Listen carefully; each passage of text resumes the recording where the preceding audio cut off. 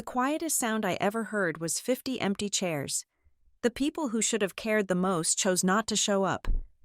My parents and my best friend were all missing.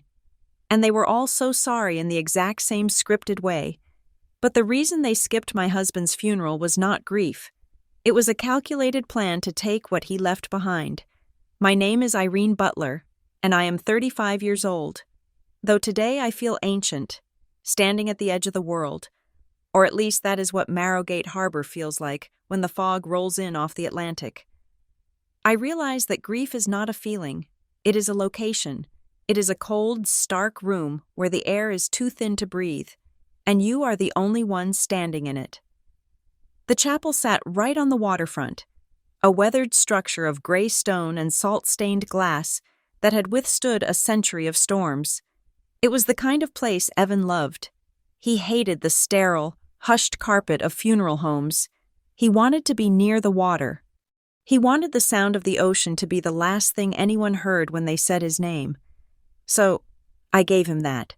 I gave him the salt air that stung my eyes. I gave him the gray light filtering through the high windows. I gave him the rows of dark wooden pews filled with the people who respected him.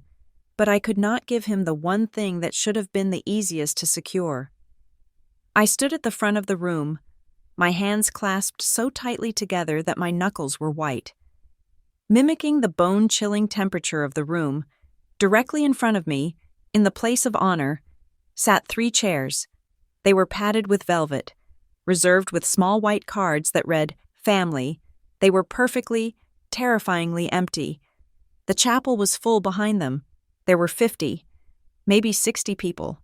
I saw the uniforms first. The Skylane response unit had turned out in force. Men and women in their dress blues, holding their caps, standing with that rigid, respectful posture that first responders perfect. They were Evan's brothers and sisters in chaos. They were the people who had pulled him out of burning wreckage and held flashlights while he started IV lines on highways at 3 a.m. They were here. But the 3 seats in the front row remained vacant. The officiant, a kind man with soft eyes and a voice like worn leather, leaned in close to me. He checked his watch for the 3rd time. The movement was subtle, but in the silence of the room, it felt like a shout. "Mrs. Hale," he whispered, his voice barely audible over the sound of the waves crashing against the rocks outside. "We are 15 minutes past the hour. Do you want to wait a few minutes longer?" I looked at the heavy oak doors at the back of the sanctuary. I willed them to open. I visualized it. I imagined my father, Howard, bursting in, breathless, apologizing for the delay. I imagined my mother, Cynthia, rushing to hug me, her perfume overwhelming the scent of lilies and sea salt. I imagined Mallory, my best friend since we were 7 years old, running down the aisle to grab my hand and anchor me to the earth. The doors did not move. "They are on their way," I lied. The words tasted like ash. "Traffic is terrible coming off the highway. Just give them 5 more minutes." The officiant nodded, though we both knew there was no traffic. Marrowgate Harbor was a sleepy town in the off-season. You could drive from the interstate to the water in 20 minutes without tapping your brakes. I pulled my phone from the small clutch I was clutching against my hip. The screen was dark. I tapped it, praying for a notification. A reason, a lifeline. It buzzed against my palm, a violent little jolt, a text from my mother. I opened it, expecting an emergency, a car accident, a hospital visit, something catastrophic that would explain why a mother would leave her daughter alone to bury her husband. The message was short. "Traffic. We can't make it. Call after." I stared at the words. They didn't make sense. Traffic? For a funeral? You don't skip a funeral for traffic. You get out and run. You abandon the car. You walk. You do whatever it takes to be there. And call after? As if this was a lunch date we needed to reschedule. Then, another buzz. Mallory. My thumb hovered over her name, Mallory, who had been there when I met Evan. Mallory, who had helped me pick out my wedding dress. Mallory, who had sat at my kitchen table 2 weeks ago drinking my coffee. and promising me that I would never have to do this alone. Something came up. I'm sorry. That was it. No explanation, no frantic voice message, no promise to be there as soon as she could. Just a vague, cold dismissal. Something came up. The air in the chapel seemed to drop 10 degrees. I felt a wave of nausea roll through me, distinct and sharp. I looked up from the phone and saw the room watching me. They knew. You could feel the shift in the atmosphere. The guests in the second and third rows were shifting in their seats. I saw one of Evan's flight partners, a burly man named Dave, lean over and whisper something to his wife. She looked at the empty seats in the front row, then at me, and her expression crumpled into pity. That was the worst part. It wasn't the anger yet. It was the pity. It was the realization that everyone in this room was witnessing my humiliation. They were seeing Irene Butler, the woman whose own parents didn't care enough to watch her bury her husband, the woman whose best friend had better things to do than hold her hand while the casket was lowered. I felt naked. I felt small. I looked at the officiant and nodded. "We can start," I said. My voice was steady, which surprised me. It was the voice of a woman who had just realized that no one was coming to save her. The service was a blur of disjointed images. I remember the folded flag. It was so precise, so geometric, a triangle of blue and stars. I remember the sound of the eulogy, though the words sounded like they were coming from underwater. The speaker talked about Evan's bravery, his selflessness, the way he could make anyone laugh even in the grim back of an ambulance. I stared at the back of the empty chair where my mother should have been. I stared at the space where Mallory should have been. Why? The question looped in my mind like a broken record. My parents had been distant lately. Sure, they had been obsessed with money, with their image, with their status at the country club. They had never thought Evan was good enough. He was blue-collar. He was a paramedic, not a surgeon. He came home with dirt on his boots and oil on his hands. But to miss his funeral? To leave me here alone? And Mallory had been weird since Evan got sick. She had asked too many questions about the life insurance. She had been too interested in the deed to the house, but I had dismissed it as concern. I had told myself she was just being practical because I was too overwhelmed to be. Now, the empty seat beside me screamed the truth. The service ended. The officiant said the final amen, and the silence that followed was heavy. Then came the line. "This is the ritual of death that no one prepares you for. You have to stand there, your heart essentially ripped out of your chest, and shake hands with strangers. I am so sorry for your loss." "Thank you," I said. "He was a good man." "He was," I agreed. "If you need anything at all, thank you." I repeated the script. I let them hug me. I let them pat my shoulder. I saw their eyes dart to the empty chairs. I saw the questions forming in their minds. Where is her family? Is there a feud? Did she do something? I held my head high. I would not give them the satisfaction of seeing me break. I was Evan Hale's wife, and I would stand tall for him, even if I had to do it alone. Slowly, the chapel emptied. The Skylane crew was the last to leave. Dave stopped in front of me, his dress uniform immaculate. He looked angry, but not at me. He looked at the empty front row, his jaw tight. "We are here, Ren," he said, using the nickname Evan had given me. "The unit. We're your family now." I squeezed his hand, unable to speak, because if I opened my mouth, a sob would escape, and I wasn't sure I could stop it. He walked away, leaving the heavy doors open to the gray afternoon light. I was alone, or I thought I was. I turned to look at the casket one last time, to say the goodbye I hadn't been able to say with an audience. "Irene," the voice came from the back of the room. It was low, raspy, and female. I turned around. A woman stepped out from the shadows of the rear vestibule. She had been standing there the whole time, hidden behind the last row of pews. She was tall, wearing a black trench coat that looked expensive but worn. Her hair was dark, pulled back in a severe knot, and her face was sharp, angular, and strikingly familiar. She had Evan's eyes. I froze. I knew who she was. Though we had never met, Evan had spoken of her rarely, and always with a mix of sadness and distance. "Tessa," I said. "Tessa Hale. Evan's estranged half-sister. They shared a father, a man neither of them had much love for. Evan hadn't seen her in 10 years. She lived in the city, worked in finance or banking, lived a life completely separate from our quiet existence in Marrowgate." She walked down the center aisle, her heels clicking rhythmically on the stone floor. She didn't look at the casket. She looked straight at me. She stopped 3 feet away, up close. The resemblance was haunting. She had the same determined set to her jaw that Evan had when he was working a difficult case. "I didn't expect you to come," I said. It was the truth. Evan hadn't even been sure she would get the notification. "I almost didn't," she admitted.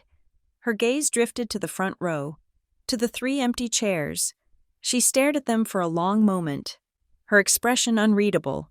Then she looked back at me. "Where are they?" she asked. I felt the flush of shame rise up my neck again. "Traffic," I said, repeating the lie. "And something came up." Tessa laughed. It was a dry, humorless sound. "Traffic," she repeated. "In this town? On a Tuesday?" She took a step closer. She didn't offer me a hug. She didn't offer me a tissue. She didn't say she was sorry for my loss. "Irene," she said, her voice dropping to a quiet intensity that forced me to look her in the eye.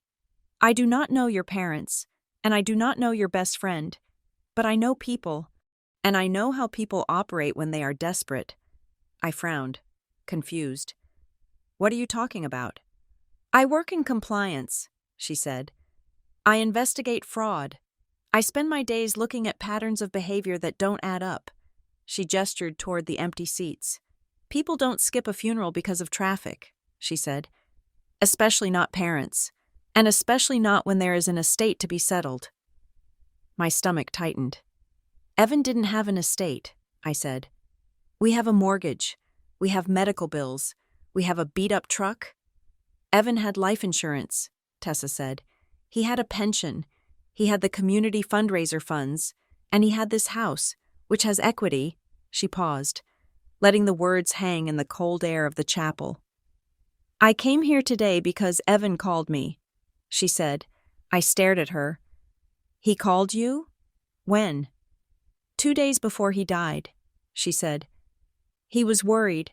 Irene, he was worried about you. But mostly, he was worried about them."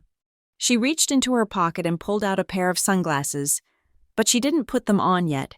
She held them, twisting the frames in her hands. "He told me to watch," she said. "He told me that if anything happened, I should watch the money." "My family isn't like that," I defended automatically, though the defense felt hollow even to my own ears. "Mallory isn't like that." Tessa looked at me with a pity that was different from the others. It wasn't pity for my loss. It was pity for my naivety. "I checked the logs this morning," Tessa said softly. "Before I drove down here, there was an attempt to access Evan's primary account at 9 in the morning. I blinked. 9 in the morning? That was 30 minutes before the service started." Tessa finished. "Someone was trying to reset the password." She stepped closer, her voice barely a whisper now. "I think they are trying to take what your husband left you," she said. The words hit me like a physical blow. I looked at the empty chairs again, the text messages, traffic. Something came up. The timing. My mother texting me right as the service was supposed to start. Mallory texting moments later. Why weren't they here? Because they were somewhere else. A cold dread, colder than the ocean wind, seeped into my bones. I thought of the paperwork on my desk. I thought of Mallory offering to organize the office. I thought of my mother asking about the policy numbers. "Why would they do that?" I whispered. Tessa put her sunglasses on, hiding Evan's eyes behind black lenses. "Because they thought you would be distracted," she said. "They thought you would be standing here, crying, staring at a flag, while they cleaned you out." She turned to leave, pausing only for a second. "Check your accounts. Irene," she said, "and do not go home alone." I watched her walk away, the sound of her heels fading into the roar of the ocean. I stood alone in the chapel, looking at the empty seats that had humiliated me only minutes ago. Now, they didn't look like an insult. They looked like a crime scene. I gripped my phone. The grief was still there, heavy and suffocating, but beneath it, a spark ignited, a tiny, hot flame of fury. Why would my family skip the funeral? The answer was simple, and it was devastating. They skipped the funeral because they were too busy robbing the widow. I wiped the single tear that had managed to escape my eye. I wasn't going to cry anymore. I had work to do, to understand the silence of the funeral. You have to understand the noise of the life that came before it. You have to understand the specific frequency of Evan Hale, and how his voice was the only thing that could cut through the static of my existence.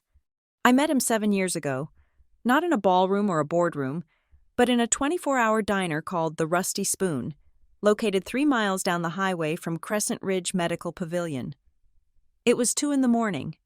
I had just finished a 12-hour shift that had bled into 14 hours because a pileup on the interstate had flooded the emergency room with trauma cases. I was wearing seal blue scrubs that had a mystery stain on the hem. My hair was a bird's nest of escaping strands, and I smelled like antiseptic and exhaustion. I was sitting in a booth with a tear in the red vinyl, staring at a menu I had memorized 5 years ago, trying to decide if pancakes were a valid dinner or a very early breakfast. Then a man slid into the booth opposite me. He did not ask. He did not use a pickup line. He just sat down, dropped a heavy flight helmet on the table with a thud, and looked at me with eyes that were bloodshot and incredibly kind. "You look like you need the pancakes," he said. I looked at him. He was wearing a dark blue flight suit with the Skylane Response Unit patch on the shoulder. He had oil on his cheek and the distinct, high-voltage energy of someone who had just spent the last hour keeping a human being alive in the back of a helicopter. "I ordered the pancakes," I said, "and the bacon, and the coffee." He signaled the waitress without looking away from me. "Make it 2. He said, "That was Evan." He did not wait for permission to be helpful. He just saw a need and filled it. We spent the next 2 hours talking over lukewarm coffee and greasy food. He told me he was a flight paramedic, which sounded glamorous until he described the reality of it. He talked about the noise of the rotors, the cramping in your legs, the way the wind hits you when you open the bay doors at 2,000 feet. He made chaos sound manageable. He made the terrifying act of suspending yourself in the air to save a stranger sound like the most logical job in the world. He was not trying to impress me. That was the thing about Evan. Most men I had dated in my 20s were peacocks. They flashed their watches, their degrees, their leased cars. They wanted me to be an audience. Evan wanted a partner. Our first official date was 3 days later. We did not go to the fancy steakhouse downtown where my parents liked to be seen. We went to a boardwalk burger joint where you had to shout to be heard over the arcade games. We ate fries that left grease on our fingers and told each other the honest, ugly stories of our lives. I told him about the pressure of growing up as the only daughter of Cynthia and Howard Butler, people who viewed children as extensions of their own brand. He told me about his father leaving, about growing up scraping by, about learning that the only thing you really own is your word. "I am not impressive, Irene," he told me that night, wiping ketchup from his thumb. "I am never going to be the guy who buys you a villa in Italy. I am just the guy who will make sure the car starts in the winter and that you never have to walk in the dark alone. I am just reliable." I looked at him, at the strong lines of his face and the calluses on his hands, and I thought that reliable was the sexiest word in the English language. 6 months later, he proposed. It was a Tuesday. We were in his cramped apartment, watching a documentary about deep-sea diving. He paused the television, turned to me, and pulled a small velvet box out of his pocket. There was no camera crew. There was no flash mob. He opened the box to reveal a simple gold band. It was thin, worn down by decades of use, with a tiny, imperceptible chip in the metal. It was my grandmother's. He said, "I do not have flash. Ren, I have forever. I said yes before he could even finish the sentence. I put that ring on my finger, and it felt heavier and more valuable than the 3-carat diamonds my mother's friends wore. It felt like an anchor, but an anchor, to my family, looked a lot like a weight. The first time I introduced Evan to my parents, the temperature in the room dropped so fast I shivered. We met them for dinner at their club. My father, Howard, wore a suit that cost more than Evan's car. My mother, Cynthia, was draped in cashmere and judgment. They did not look at Evan as a person. They looked at him like a receipt. They were tallying up his value, line by line, and finding him lacking. "So, you are a paramedic?" my father asked, cutting his steak with surgical precision. "Is that a career or a stepping stone to medical school?" "It is a career." "Sir," Evan said, his voice steady, "I am good at it." "And the compensation?" my mother asked, sipping her wine. "Is it sustainable for the lifestyle Irene is accustomed to?" "Irene is a grown woman," Evan said, reaching under the table to squeeze my hand.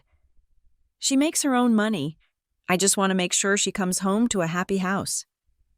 My mother made a small, dismissive noise in her throat.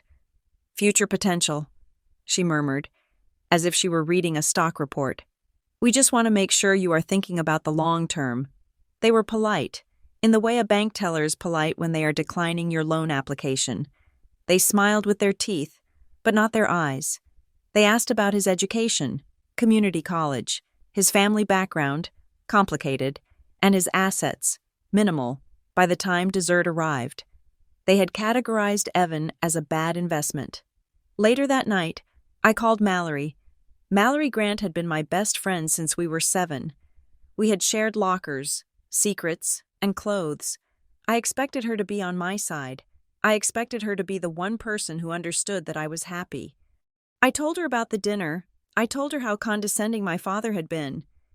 Mallory sighed on the other end of the line. "Well, Wren, you have to look at it from their perspective," she said. I paused. "What perspective?" "That he is not rich? That he is risky," Mallory said. Her voice was smooth, reasonable, the voice of a friend who only wants what is best for you. "I mean, a flight paramedic? It is dangerous. It is not exactly stable. And let us be honest, he is a little rough around the edges. Are you sure you do not want someone safer?" "Safer?" I asked. "He saves lives.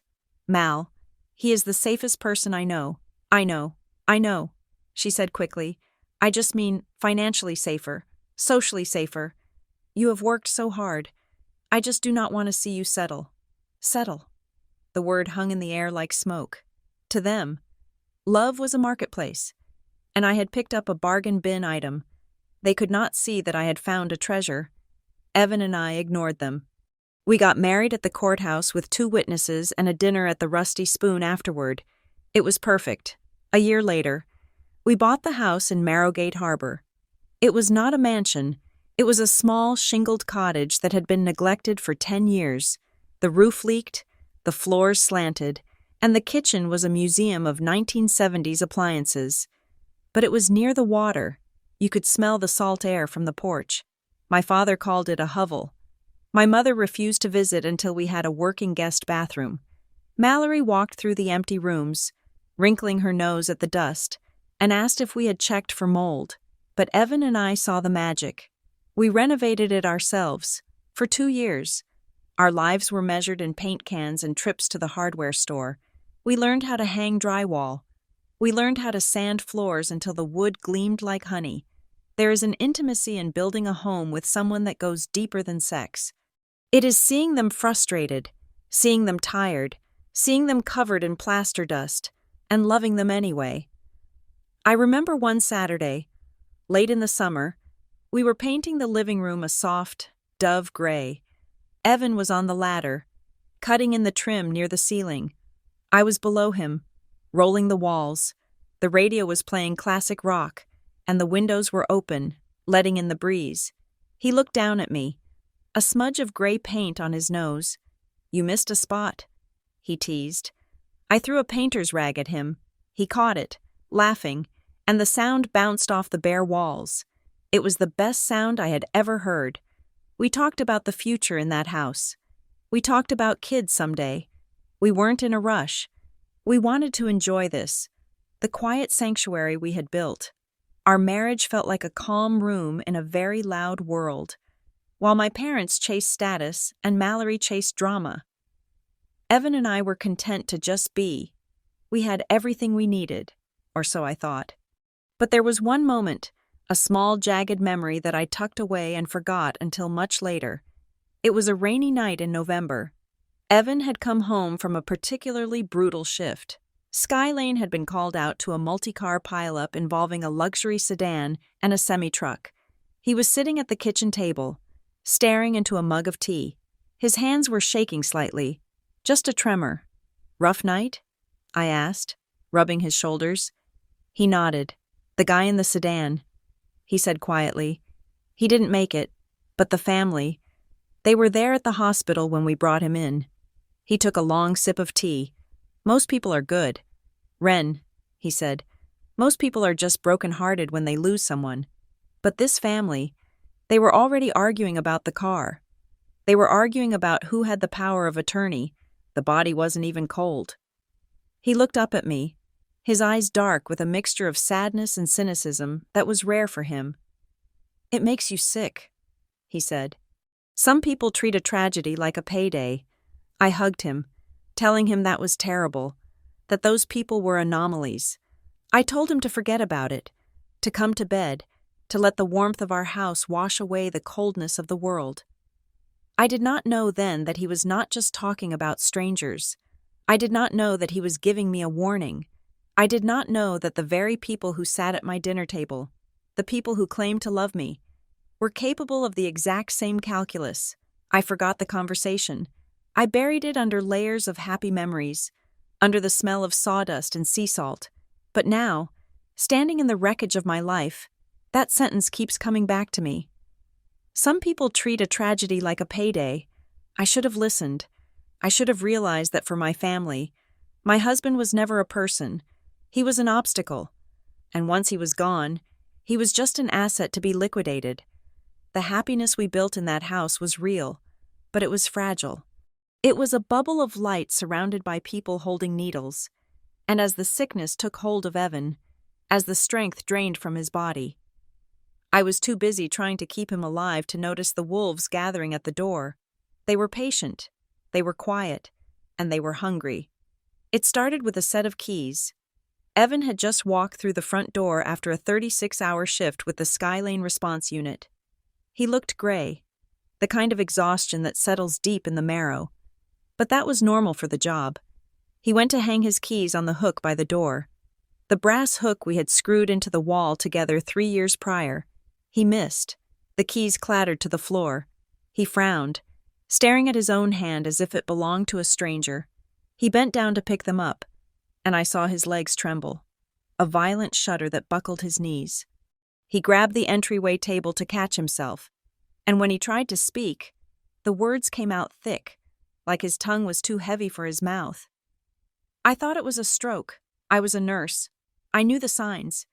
I had him in the car and speeding toward Crescent Ridge Medical Pavilion in 4 minutes flat.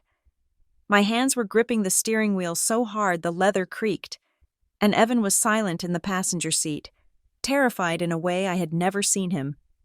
He was the man who pulled people out of crushed vehicles. He was the man who stared down death on highway shoulders. He was not supposed to be the patient. That night was the beginning of the descent. I pushed for scans. I called in favors with every doctor I knew at the hospital. I bullied the administration into getting us an MRI slot at 3 a.m. I refused to let them dismiss it as dehydration or fatigue. I knew my husband.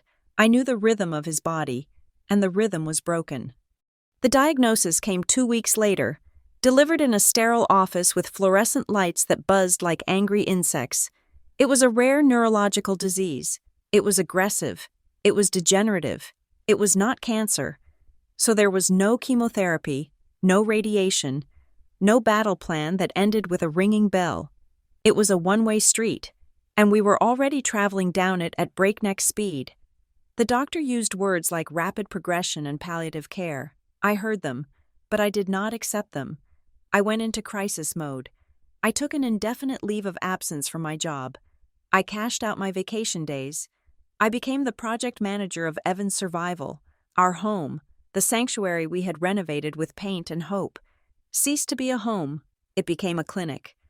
The living room furniture was pushed against the walls to make room for a hospital bed. The rug where we used to sit and drink wine was rolled up and replaced with medical-grade non-slip mats. The kitchen counter, once covered in flour and cookbooks, was now a pharmacy. There were rows of amber bottles, pill organizers, charts for dosage times, and boxes of sterile wipes. Deliveries arrived daily, oxygen concentrators, mobility assists, a shower chair. Each box was another piece of our normal life being chipped away. The sound of the ocean outside was replaced by the rhythmic puff hiss of the ventilator assist and the beep of monitors. Evan hated it. He hated the way his body betrayed him. He hated that he needed help to stand, to eat, to use the bathroom. The strongest man I knew was being dismantled, muscle by muscle, nerve by nerve. One night, after I had finished bathing him and changing the sheets, he grabbed my wrist. His grip was weak. Nothing like the strength he used to have, but his eyes were fierce. "I am sorry," he rasped. His speech was slurring more every day. I smoothed the hair back from his forehead. "Sorry for what?" "For being a burden," he said. "You did not sign up for this. Ren, you should not have to be a nurse in your own house. You should be out living." I stopped him. I leaned down until our foreheads touched. "I chose you," I whispered. "I would choose you in every universe. I would choose this version of us over a perfect version of anyone else. Do you hear me?" He closed his eyes, and a tear leaked out, tracking through the stubble on his cheek. He believed me, I think, but the guilt ate at him almost as fast as the disease. In the beginning, people showed up. That is what people do when the tragedy is fresh and cinematic. They want to be part of the scene. Mallory was the first. She arrived with casseroles and lasagna, her face composed into a mask of perfect sympathy. She sat by the bed and held Evan's hand, telling him jokes from work, keeping the mood light. "I have got you, Ren," she told me in the kitchen, squeezing my shoulder. "Whatever you need, I am here for the long haul." It felt good to hear. It felt like I wasn't drowning alone. My parents came exactly once in the first month. They stood in the doorway of the living room, looking at the hospital bed and the IV pole like they were infectious. My mother kept her purse clutched tight against her chest. My father looked around the room, his eyes scanning the equipment. "This looks expensive," Howard said. His voice was not hushed. It was the booming voice he used in boardrooms. "Insurance covers most of it," I said, adjusting the flow on Evan's oxygen. "But not all of it, surely," he pressed. "The deductibles? The copays? You are not working right now. Irene, how are you managing the cash flow?" Evan was lying right there. He was awake. He could hear them discussing his existence as a line item on a spreadsheet. "We are fine, Dad," I said, my voice sharp. "We have savings." My mother made a face. "Savings burn fast." She said, "You need to be realistic." They stayed for 20 minutes. They did not ask Evan about his pain. They did not ask him if he was scared. They asked about the cost of the electricity to run the machines. When they left, the air in the room felt lighter, but the shame they left behind was heavy. Then the donations started. The Skylane Response Unit organized a fundraiser. They held a benefit dinner at the local fire hall. Dave and the crew showed up at the house with a check that made me weep. It was enough to cover the mortgage for 6 months. They didn't ask for recognition. They just handed it to me and asked if I needed help mowing the lawn. Neighbors dropped off envelopes with $20 or $50. It was a small town. People knew. They cared. Then a crowdfunding campaign appeared online. I saw it on social media.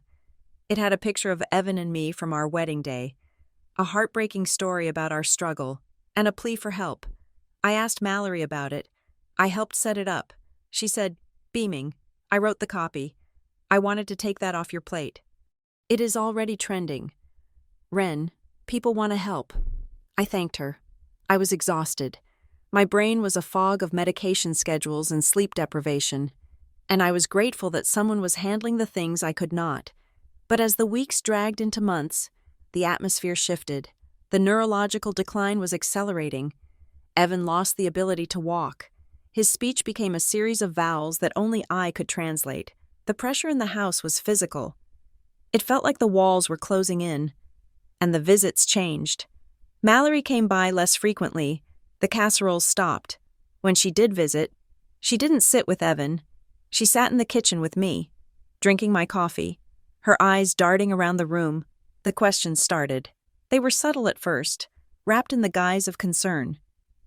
"Have you looked at the life insurance policy lately?" she asked one afternoon, "just to make sure the beneficiaries are current? You know, with everything going on." I told her I hadn't looked. I couldn't bear to look at a document that put a price on my husband's death. "You really should," she pressed. "And the house? Is the deed in both your names?" "Why are you asking me this?" I snapped, slamming a cabinet door. "He is not dead. Mallory, he is right there. I am just being practical," she said, holding up her hands in surrender. "You are so stressed. Ren, you are not thinking about the future. I'm just trying to look out for you." She made me feel ungrateful. She made me feel like I was the one being unreasonable, that my grief was making me irrational. But the worst moment, the moment that put the first crack in my blind faith, happened on a Tuesday in late autumn. My mother had called. She rarely called me directly. She usually called the house line, hoping I wouldn't pick up so she could leave a message and claim she tried. But this time, she called my cell. I was in the bathroom, washing towels. My phone was on the kitchen counter. Mallory was there. She had stopped by to drop off a bag of groceries she claimed were a gift, though I noticed later she had left the receipt on the table. I walked out of the bathroom quietly, carrying a basket of warm laundry. Mallory was standing by the counter.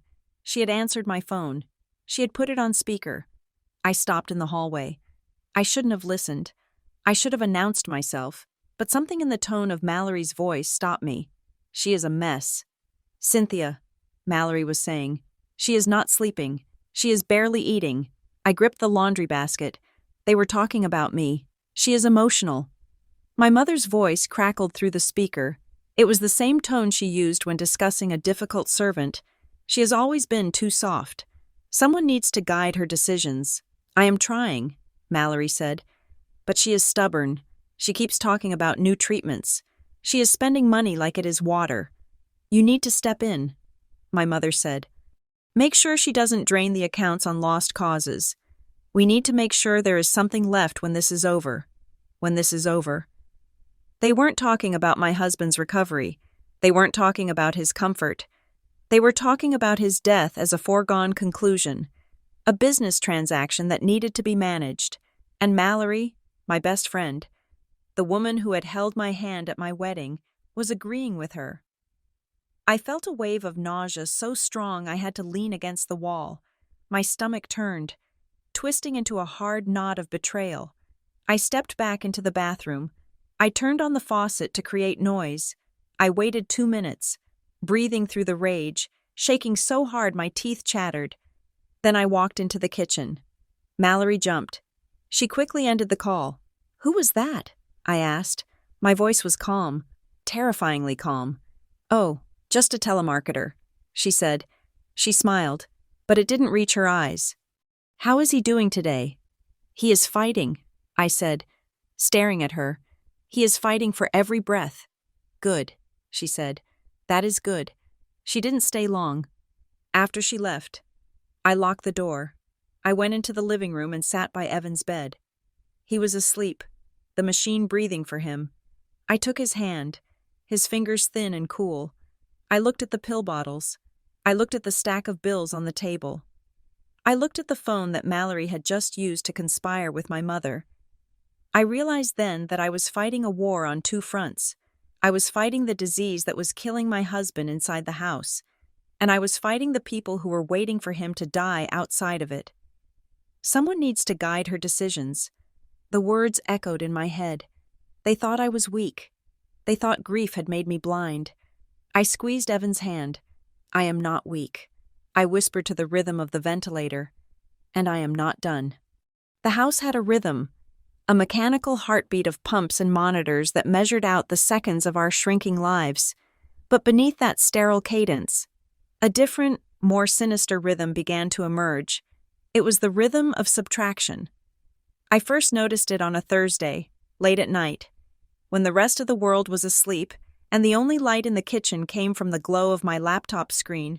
I was paying bills, a task that had become a juggling act of credit limits and due dates. I opened the online banking portal for our joint checking account, the one we used for groceries and utilities. I stared at the screen, blinking against the grit in my eyes. There was a withdrawal from an ATM 3 towns over. It was for $200. I frowned. I had not left the house in 4 days. Evan was bedbound. I clicked on the transaction details. It was dated Tuesday. Tuesday was the day Mallory had offered to pick up prescriptions for me because I was terrified to leave Evan alone during a bad respiratory episode. I had given her my debit card, grateful for the help, and she had returned it with the receipt for the medication stapled neatly to the bag. I looked at the receipt sitting on the counter. The copay was $40. The withdrawal was $200. I sat back in the chair, the hum of the refrigerator suddenly sounding very loud. It was a mistake. It had to be. Maybe she pulled out cash for herself and forgot to give it to me. Maybe she mixed up the cards. But Mallory was an accountant. She did not mix up cards. She balanced checkbooks for fun.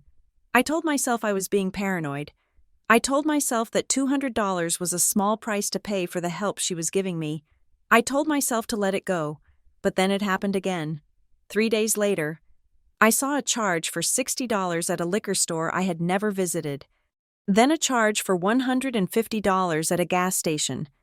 My car had been sitting in the driveway for weeks, gathering a layer of yellow pollen. I felt a cold prickle at the base of my neck.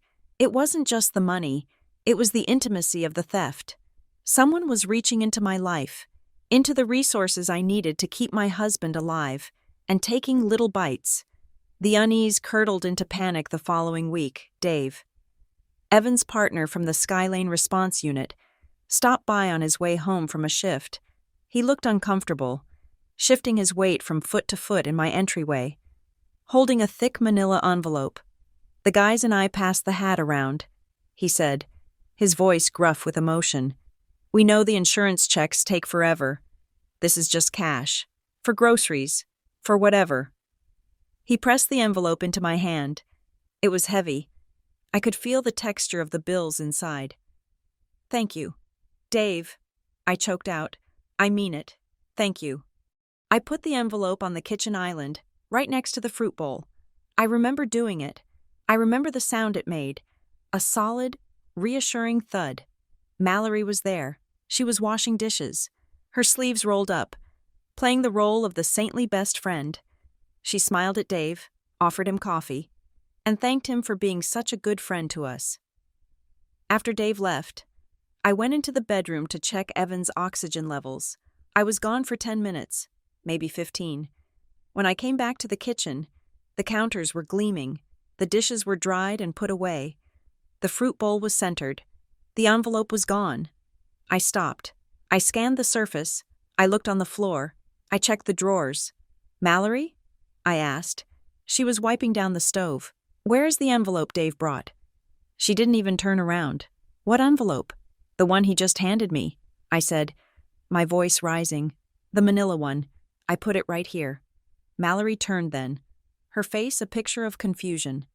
"I didn't see an envelope." "Ren, are you sure you didn't take it into the bedroom with you?" I stared at her. "No, I left it right here." She sighed. The kind of sigh a mother gives a tired toddler. She walked over and put a hand on my forehead. "You are exhausted," she said softly. "You have been up for 30 hours. You are hallucinating things, honey, or you moved it and forgot. It is called caregiver brain. It happens." I pulled away from her touch. I did not move it. "Let us look," she said soothingly. We looked.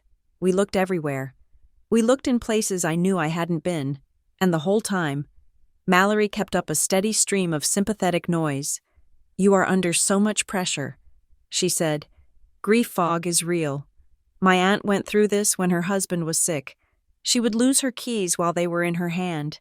It is okay. Ren, it will turn up." But it did not turn up. I stood in the middle of my kitchen, feeling the floor tilt beneath me. I knew I had put it there. I knew it.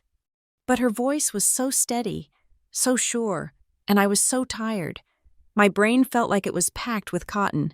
Was I losing my mind? Was the stress finally snapping my tether to reality? For a moment, I believed her. I doubted my own senses, and that, I realized later, was the most dangerous theft of all. The pattern escalated. It wasn't just cash anymore, it was opportunities. My parents visited on a Sunday. My father sat in the corner chair, scrolling on his phone, while my mother reorganized my mail stack. "You have so much junk here. Irene," she said, tossing flyers into the trash. "You need to be more organized. Important things could get lost." 2 days later, I was looking for a benefits check from the disability insurance carrier. It was a check I'd been fighting for on the phone for months. It was supposed to arrive that week. It wasn't in the stack. I called the insurance company, weeping out of frustration. "It was mailed last Monday." The agent told me, "It has not been returned to us." I tore the house apart. I went through the trash bags outside, digging through coffee grounds and medical waste, gagging as I searched for that windowed envelope. It was gone. I called my mother. "Did you see a check?" I asked. "When you were cleaning the mail?" There was a pause on the line, a beat of silence that lasted 2 seconds too long. "Irene, really?" she said, her voice sharp. "Are you accusing me of throwing away money? You are hysterical. You are letting this situation make you paranoid. Maybe if you had accepted our help with the finances earlier, you wouldn't be in this mess. Gaslighting is not a sudden explosion. It is a slow poisoning. It is being told, over and over again, that the sky is green until you stop looking up because you are afraid you might see blue and be wrong." They were rewriting my reality. They were framing my vigilance as madness. They were framing my questions as symptoms of a breakdown. And because I was isolated, because I was sleep-deprived, because I was watching the love of my life fade away by the hour, I was the perfect victim. But they forgot one thing. They forgot that I was a nurse. I was trained to notice details. I was trained to track variables. And I was trained to trust the evidence, even when the patient denied it. The crack in their facade opened on a Wednesday afternoon. I needed to call the specialty pharmacy to order a refill of Evan's anti-seizure medication. My phone was dead. The battery drained from a night of researching symptoms. Mallory was sitting on the sofa, flipping through a magazine. "Mal, can I borrow your phone?" I asked. "Mine is dead, and I need to catch the pharmacist before 5. She hesitated, just for a split second. Her hand tightened on the device. Then she smiled, that practiced, plastic smile, and held it out. "Sure," she said. "Just be quick. I'm waiting for a work email." I took the phone. It was warm from her hand. I walked into the kitchen for privacy. I dialed the number, listening to the hold music, staring out the window at the gray sky. The phone buzzed against my ear. I pulled it away to check the screen, thinking the call had dropped. It wasn't a dropped call. It was a text message notification. It dropped down from the top of the screen, hovering there for 3 seconds before fading. It was from Mom. Not her mom, my mom. I knew because the contact photo was a picture of my mother's prize-winning roses.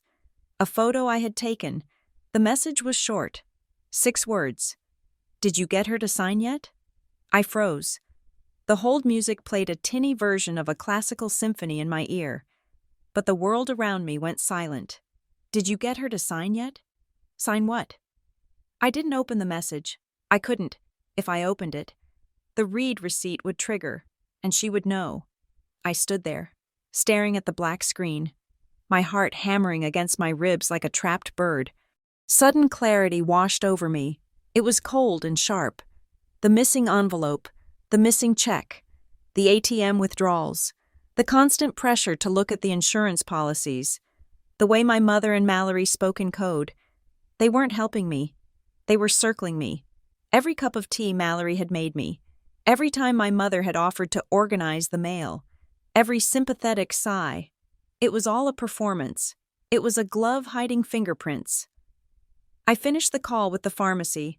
My voice sounded robotic, distant. I deleted the call log. I walked back into the living room and handed the phone to Mallory. "Thanks," I said. She looked at me closely. Her eyes narrowed slightly. "Everything okay?" "Fine," I lied. "They are shipping it tomorrow." I walked over to Evan's bed. He was awake, his eyes were open, and he was watching me. The disease had taken his voice, stripped it down to a whisper that sounded like dry leaves scraping together. But it had not taken his mind. He saw the way my hands were shaking. He saw the way I was looking at Mallory, like she was a predator sitting on our sofa. I sat on the edge of the bed and leaned close to him, pretending to adjust his pillow. "Evan," I breathed. He lifted his hand. It took a supreme effort. He touched my cheek. His fingers were cold. "Don't," he whispered. I waited. He took a breath, the ventilator hissing in support. "Don't. Let them make you doubt your own eyes." I stared at him. He knew. He had been lying here, unable to move, unable to speak. But he had been watching. He had seen the envelope disappear. He had heard the hushed conversations in the hallway. A tear slid down my nose and landed on his hand. "I won't. I promised." The final blow of the day came an hour later. Mallory stood up, smoothing her skirt. She walked over to where I was sitting. "Ren," she said, "we need to talk." I looked up. "About what?" "About Evan." She said, "And about you, this setup. It is not sustainable. You are drowning. I can see it. I am managing." I said tightly, "No, you are not." She said, "You are fading away. Look at you. You have lost 15 pounds. You are paranoid. You are losing money." She paused, waiting for the jab to land.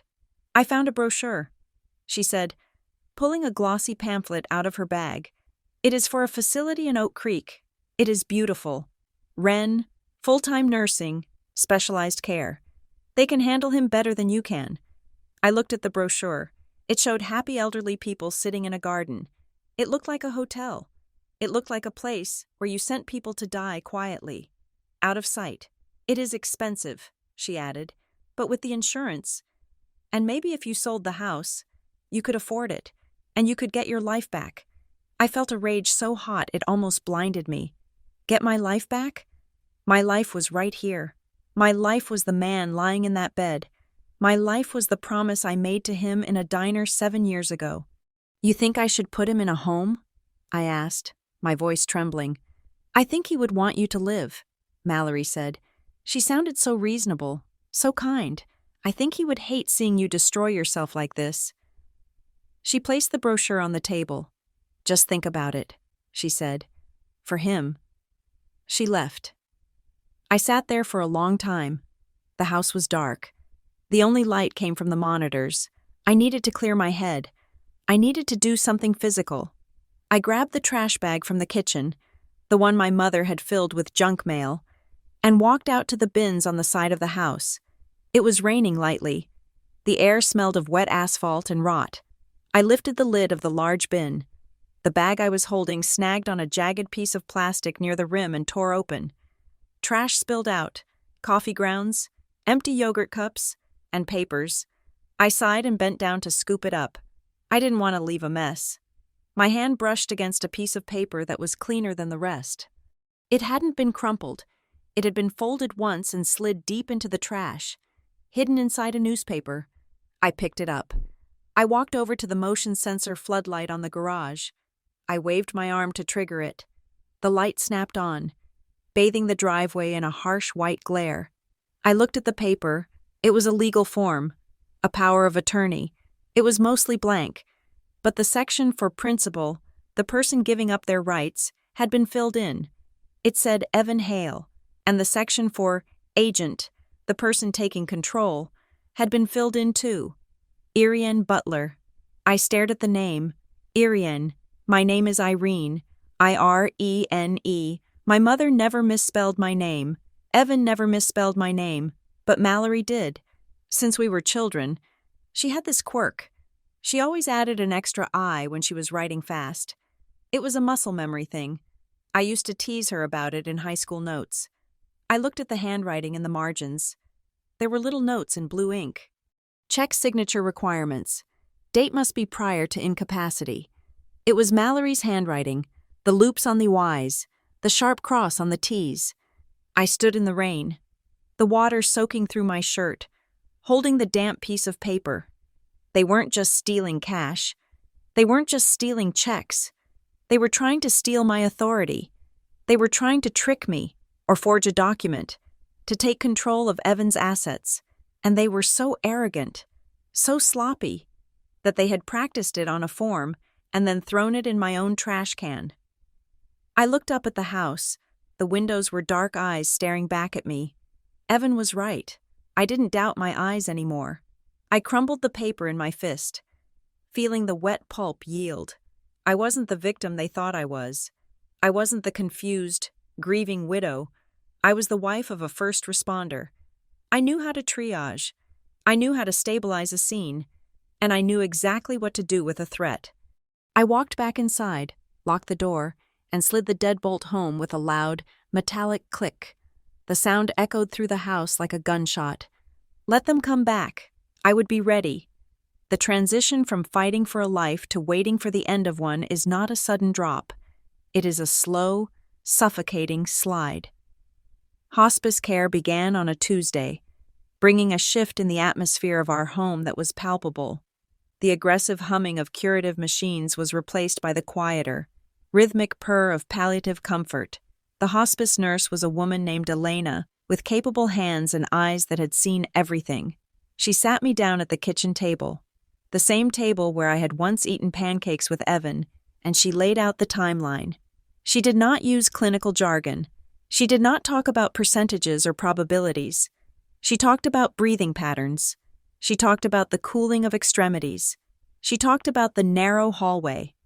That is what it feels like, she told me gently, her hands wrapped around a mug of tea. The world gets smaller for him. It stops being about the town. Then it stops being about the house. And finally, it is just this room, just this bed, just you. You are walking down a narrow hallway together. Irene, but at the end, only one of you can walk through the door. I nodded, feeling a numbness that was protecting me from screaming. The hallway was narrowing fast. I could feel the walls pressing in. I decided to make the calls, despite the text message I had seen, despite the power of attorney form in the trash. A small, foolish part of me still hoped. I hoped that if they knew it was truly the end, the human part of them would override the greedy part. I wanted my husband to be surrounded by love, even if that love was flawed. I called my parents first. "Mom," I said, keeping my voice steady, "the nurse says it is a matter of days, maybe less. If you want to see him, you need to come now." There was a pause on the line, followed by the shuffling of papers. "Oh, Irene," my mother sighed. "We want to come. We really do. But your father has that consultation with the financial advisor regarding the portfolio restructuring. We cannot reschedule it. It has been on the books for months." I gripped the phone tight. "My husband is dying." I said, "I know, dear," she soothed, as if comforting a child who had skinned a knee. "But we have to be practical. We will come next week, Monday or Tuesday. That should be fine. Right? Next week?" She spoke of next week as if it were a guaranteed destination. I hung up without saying goodbye. Then I called Mallory. "Mal," I said, "it is time." "Irene," she exclaimed, her voice pitched high with performative concern. "Oh my God. I am so sorry. Listen, I am swamped at work right now. I have these audits that are killing me, but I will come tomorrow. I promise. First thing in the morning, tomorrow." They were all pushing it to a future that Evan did not have. They were avoiding the messiness of death. They did not want to see the labored breathing. They did not want to smell the sickness. They wanted to arrive when the sheets were clean and the body was gone and the checkbook was on the table. That night was the longest of my life. The wind was howling off the harbor, rattling the window panes, but inside the room, it was still. Around 2 a.m, Evan woke up. Usually, his wakefulness was a haze of confusion and pain, but tonight was different.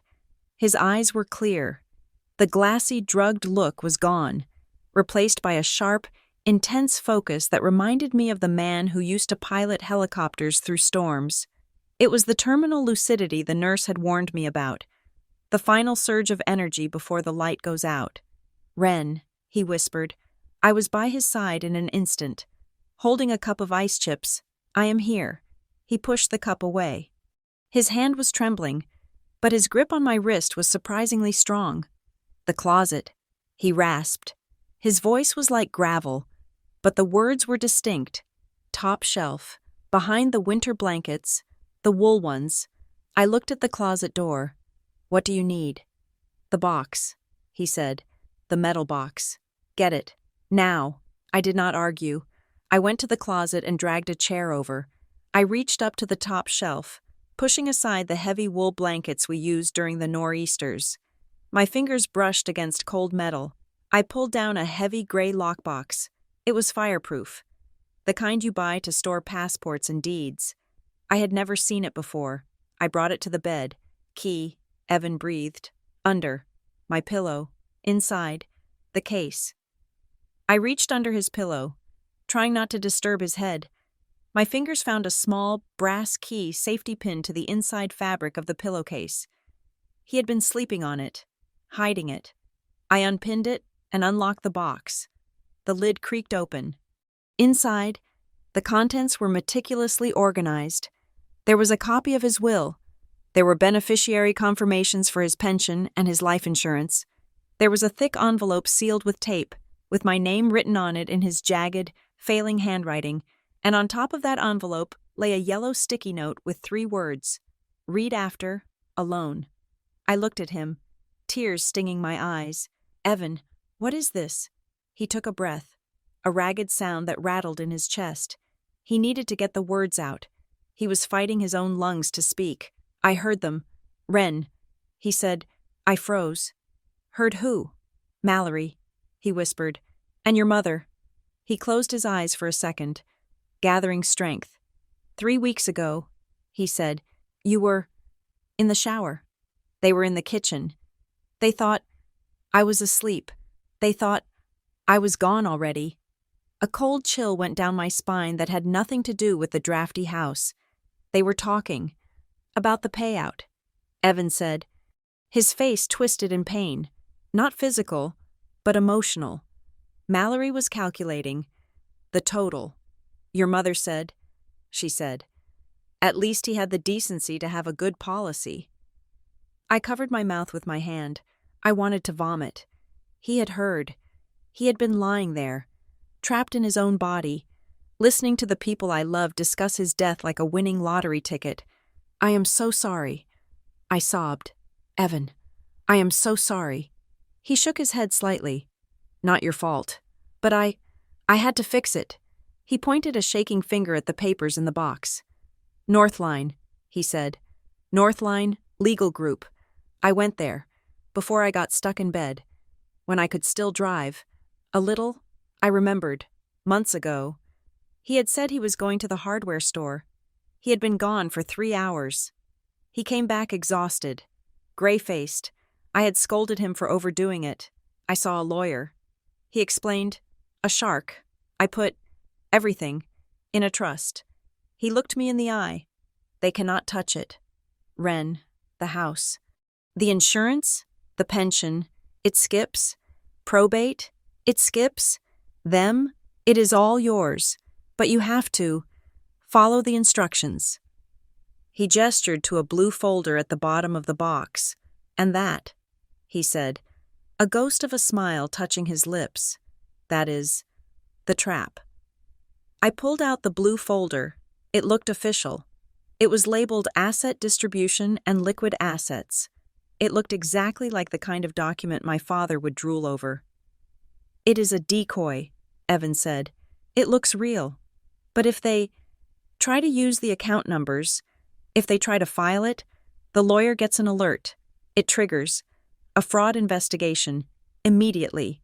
He gripped my hand harder. "Do not give it to them," he said. "Let them steal it." I understood. He wasn't just protecting me. He was giving me a weapon. He knew they were thieves. He was giving them the rope to hang themselves. I looked at the man I loved. He was wasted away, his skin translucent, his body failing. But his mind? His protective instinct? It was untouched. He had spent his final burst of energy not on saying goodbye, but on building a fortress around me. "Why didn't you tell me?" I asked. "Because you have a good heart," he whispered. "You would have tried to save them.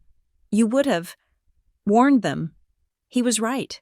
Even now, knowing what I knew, part of me wanted to scream at them to stop, to turn back, but Evan knew better. He knew predators do not stop because you ask them nicely.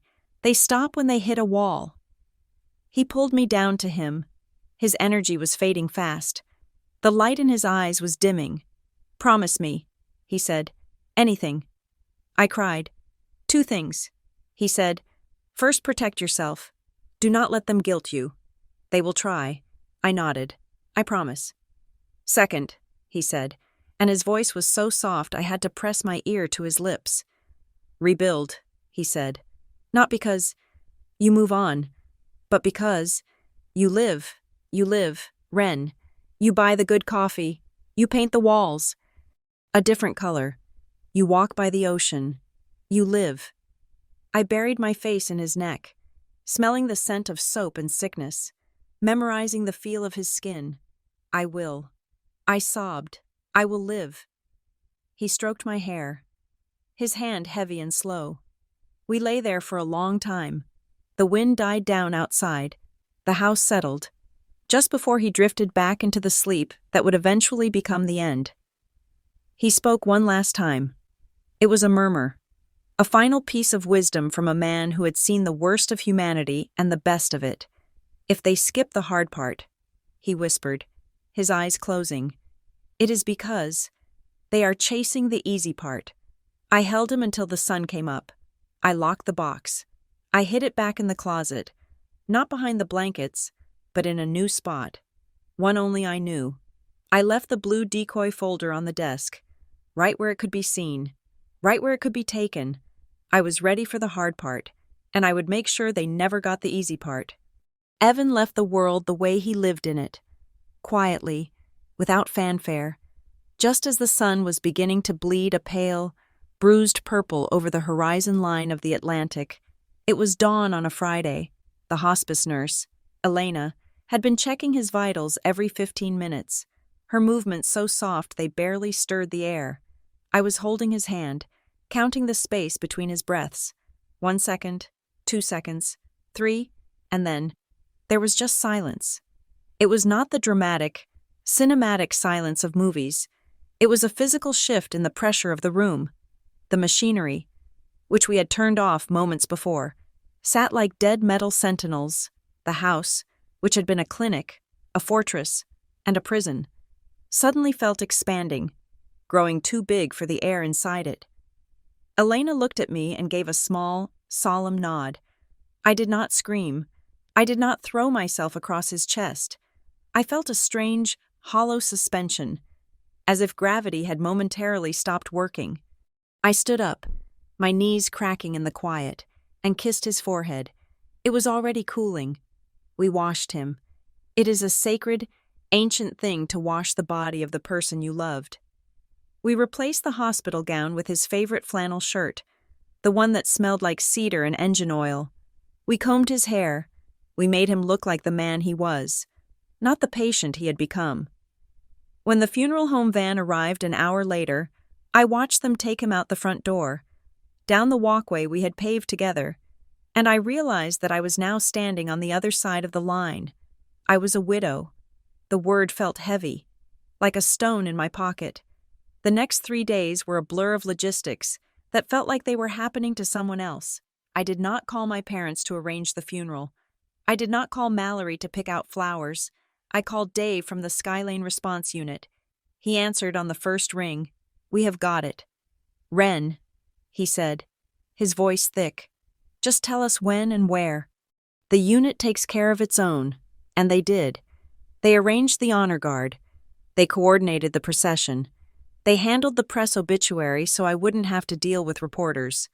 They showed up like family, quiet, steady, and real, but I still had a biological family, and I still had a best friend, despite everything, despite the stolen envelope, the gaslighting, the power of attorney form in the trash, the overheard conversation about payouts. I did one last, foolish thing. I reserved 3 seats in the front row of the chapel. I placed white cards with "reserved" printed in elegant black script on the velvet cushions. I told myself it was for Evan. He deserved a full room. He deserved to have his in-laws and his wife's best friend bowing their heads in respect.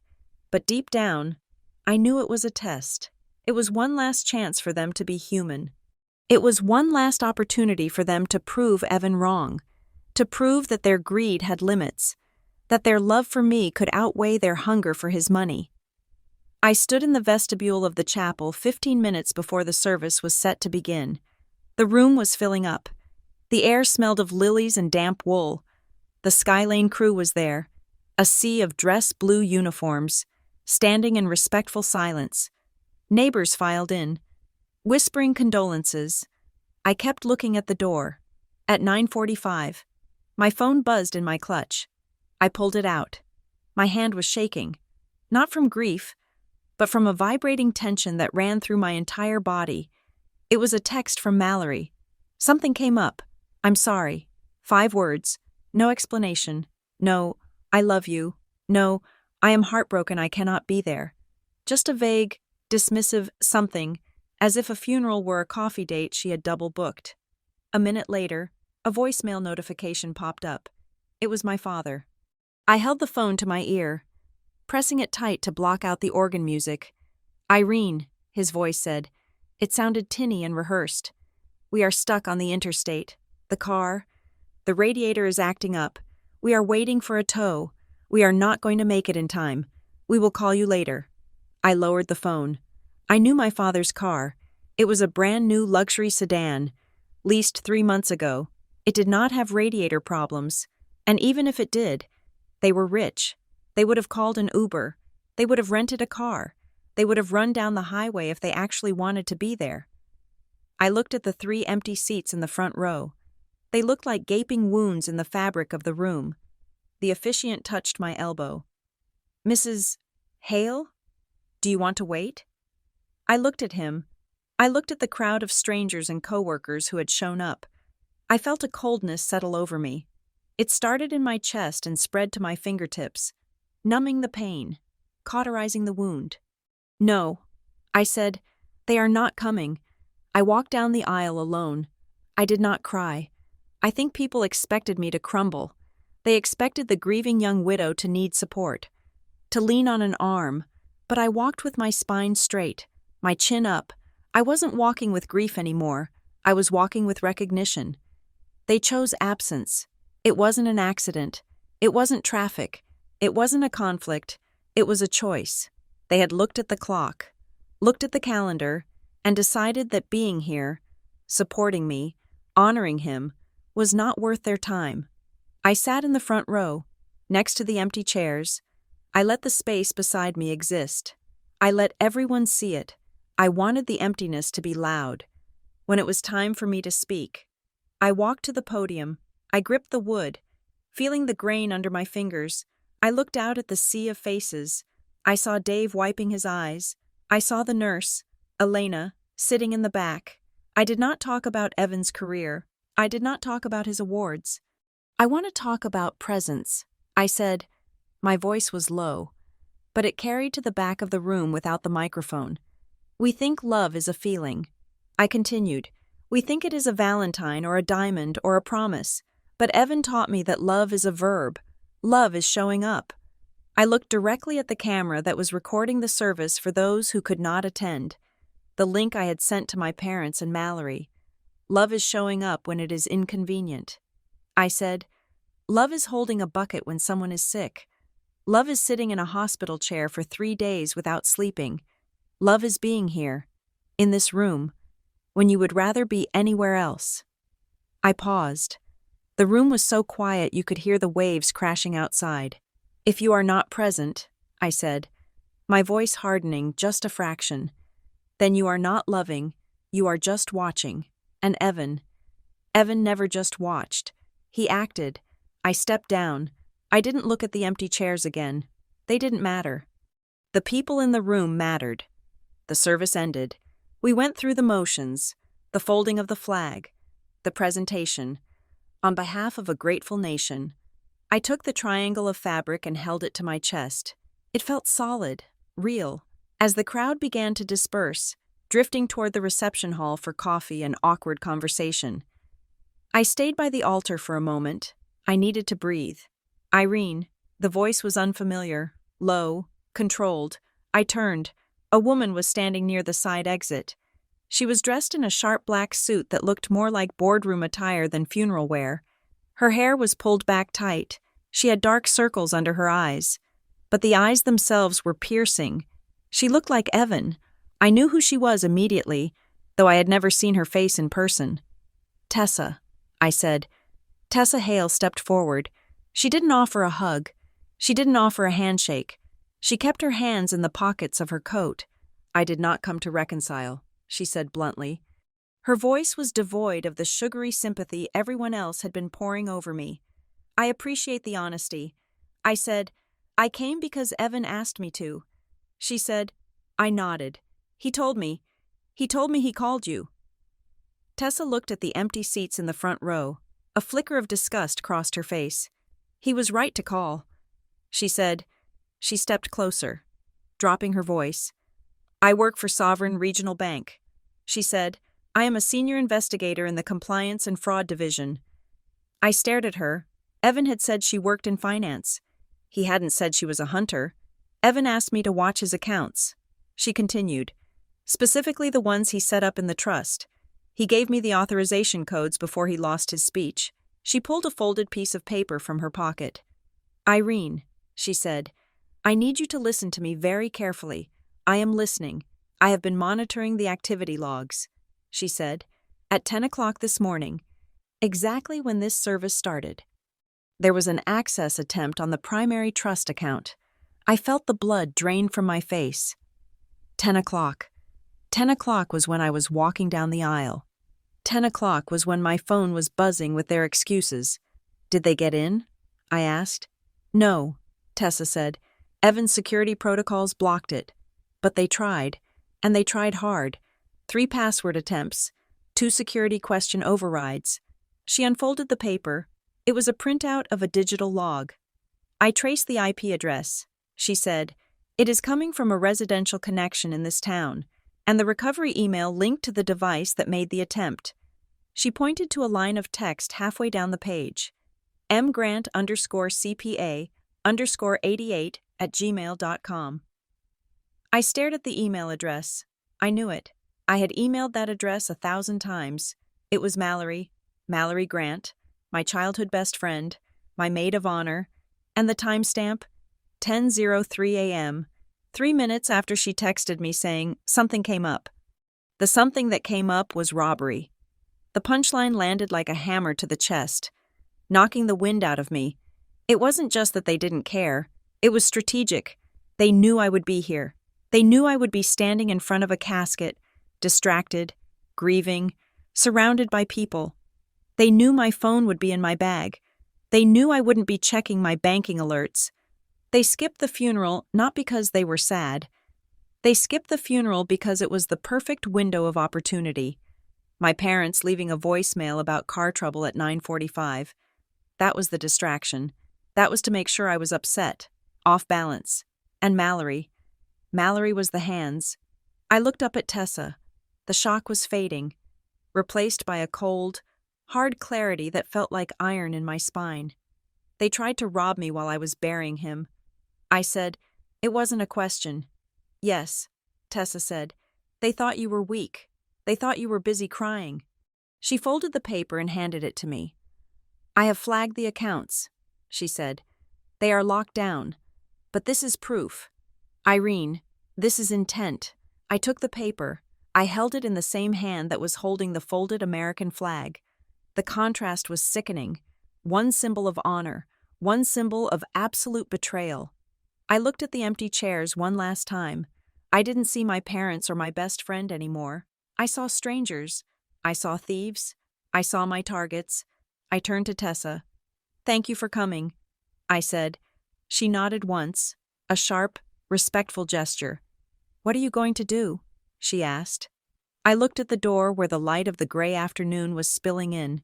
"I am going to go home," I said, "and I'm going to wait, because when they realize the money didn't move, they are going to come to me, and when they do, I thought, I won't be the grieving widow anymore. I will be the investigation." The house was finally quiet, but it was not the peaceful silence of rest. It was the heavy, pressurized silence of a crime scene after the police tape has been taken down. The funeral guests had dispersed, returning to their lives where husbands were still alive and families still loved each other. I was alone in the living room, surrounded by the scent of dying lilies and the ghost of the man I had just buried. I sat on the floor near the closet, the metal lockbox heavy in my lap. I had opened it before to find the instructions, but I had not dared to break the seal on the letter Evan had addressed to me. I had needed to get through the service first. I had needed to survive the public performance of grief before I could handle the private devastation of his truth. Now, with the moon casting long, pale rectangles across the floorboards, I slit the envelope open. I pulled out 3 sheets of yellow legal paper, covered in Evan's handwriting. The writing at the top was strong, dating back to when he could still hold a pen without shaking. As the pages went on, the script became jagged, the letters spacing out as his motor control failed. "Ren," it began. Reading it was like hearing him speak in the room. I could hear the cadence of his voice, steady, protective, and currently furious on my behalf. "If you are reading this, I am gone. And if I am gone, you are vulnerable, not because you are weak, but because you trust. You have a blind spot the size of a landing strip when it comes to the people who share your blood." I swallowed hard, tracing the ink with my thumb. "I need to tell you what I saw when I was playing possum," he wrote, "when the meds kicked in and I couldn't speak.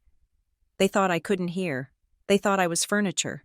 He listed the incidents with the clinical precision of a paramedic documenting a trauma scene. Item 1. October 14th. You were at the pharmacy. Mallory was sitting at the kitchen table. She was not tidying up. She was photographing our tax returns and the deed to the house with her phone. She took pictures of every page. Ren, front and back. Item 2. November 2nd. Your mother visited. She stood over the bed and waved her hand in front of my face to check if I was tracking. When I didn't blink, she called your father. I heard her say, "The timeline is dragging out. We need to know the payout amounts before the end of the fiscal year." My stomach twisted. October 14th, November 2nd. Dates I remembered as days they had been helping me. I turned the page. Attached to the letter were printouts. Evan had not just watched. He had acted, before he lost his mobility. He had installed a keystroke logger on our home computer. He had known. Even then, the logs were damning. They showed login attempts to our bank accounts at 3 a.m. They showed searches for widows' rights in state of residence and how to contest a beneficiary designation. But the most chilling piece of evidence was a photocopy clipped to the back of the letter. It was a copy of a notary stamp. I stared at it, confused. It was a standard stamp, the kind used to legalize documents. The name on the stamp was Robert J. Thorne. I recognized the name, Bob Thorne. He was my father's golf partner. He was a man who had been to our house for Christmas parties. Why did Evan have a copy of Bob Thorne's notary stamp? I picked up my phone and dialed the number Tessa had given me at the funeral. It was late, past 11 at night, but she answered on the first ring. "Irene," she said. Her voice was alert, no sleep in it. "I found something," I said, "in the box." A copy of a notary stamp. Bob Thorne. There was a silence on the line. The sound of typing in the background. Thorne, Tessa said. I know him.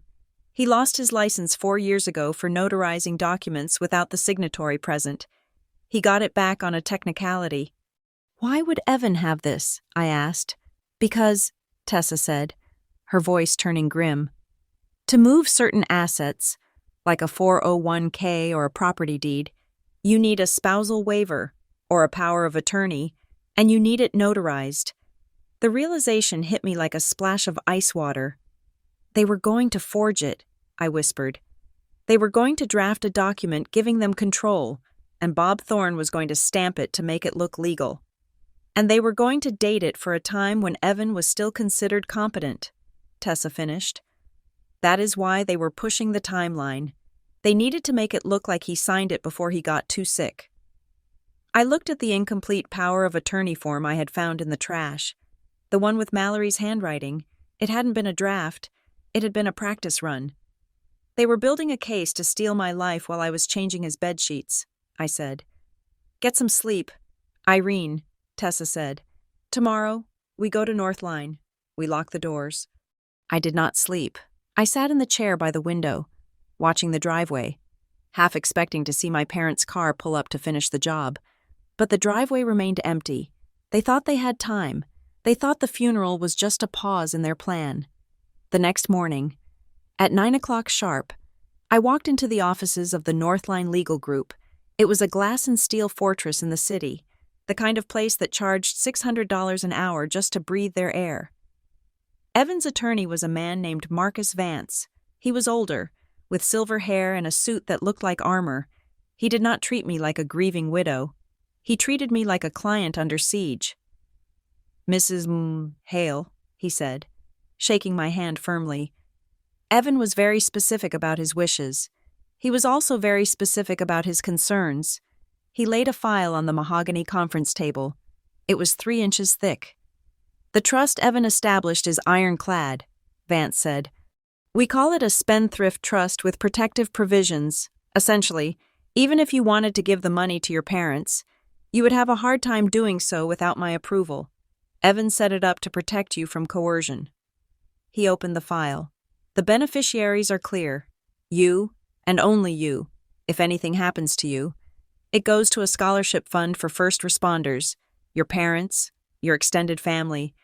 They are explicitly disinherited. We have video of Evan signing this, attesting to his mental state, specifically to counter any claims of grief fog or incompetence. I felt a wave of gratitude for my husband so strong it made my knees weak. He had foreseen every angle. However, Vance said, his expression darkening, there is a separate issue we need to address. He slid a single sheet of paper across the table. It was a screenshot of a webpage. I recognized it immediately. It was the crowdfunding campaign, the one with the photo of Evan and me at our wedding. The one Mallory had shown me on her phone, beaming about how much money they were raising for us. The campaign, I said. Mallory set it up. She said it was to help with the medical bills. We audited the campaign yesterday, at Tessa's request, Vance said. The platform is legitimate. The donors are real. People gave generously. There is over $25,000 in that fund. $25,000, I repeated. I had never seen a penny of it. Mallory had told me it was still processing, or waiting for the goal to be hit. Where is the money? I asked. Vance placed another document next to the screenshot. It was a bank transfer record. The funds were not linked to your joint account, Vance said. Nor were they linked to Evan's medical accounts. They were routed to a private checking account under the name M. Grant Consulting. I stared at the paper. M. Grant Consulting. Mallory. She stole it, I said. My voice sounded flat, detached. She used my dying husband's face to solicit donations, and she put the money in her own pocket. She did not just put it in her pocket, Vance corrected. She labeled the withdrawals as expense reimbursements and administrative fees. She is trying to claim she was a paid consultant for the fundraising effort.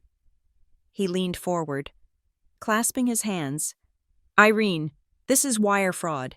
It is theft by deception. And because she used an interstate online platform, it is a federal crime. I sat back in the leather chair. The room spun slightly. It wasn't just impulsive greed. It wasn't just that they saw an opportunity and took it. It was organized. The timing, I said, thinking aloud. When my parents came to visit, they would distract me.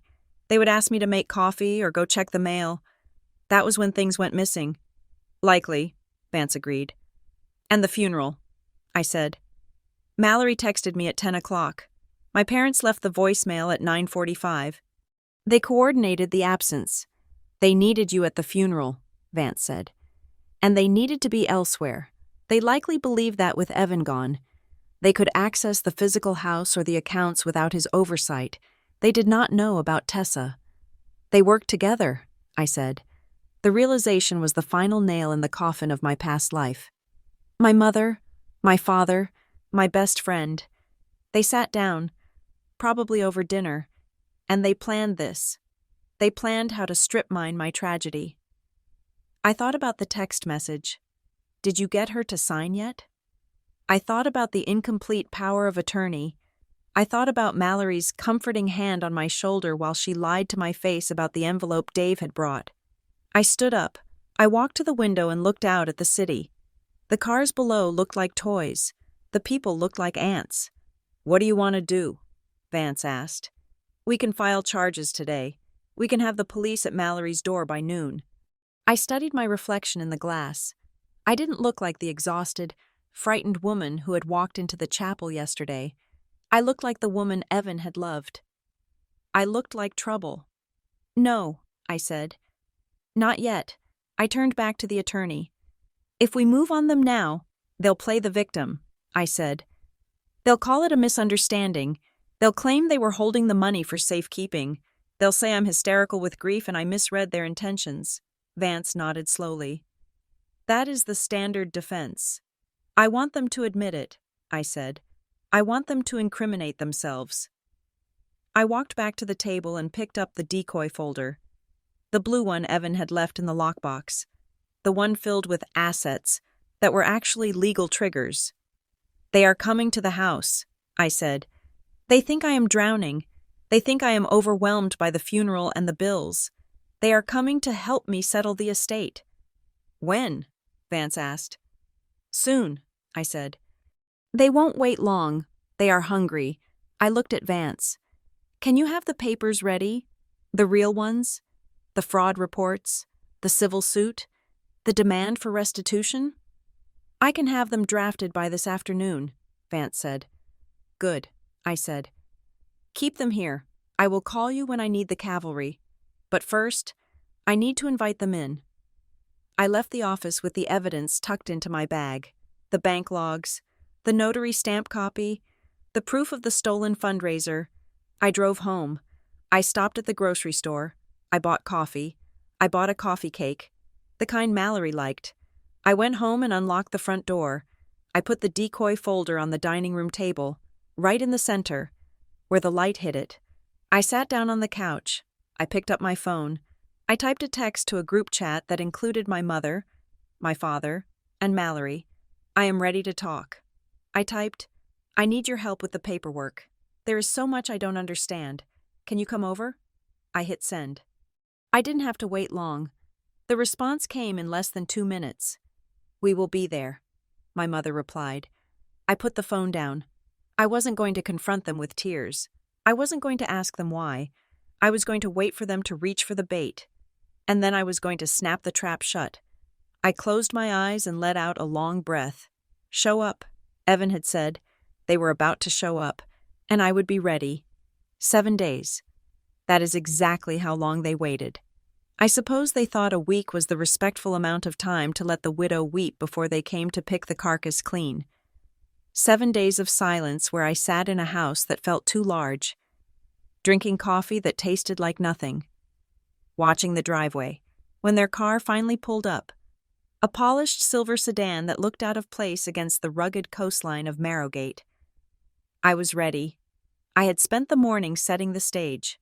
I had washed my face but applied no makeup. leaving the dark circles under my eyes visible. I wore a sweater that was slightly too big, making me look shrunken and fragile. I left a few tissues on the coffee table.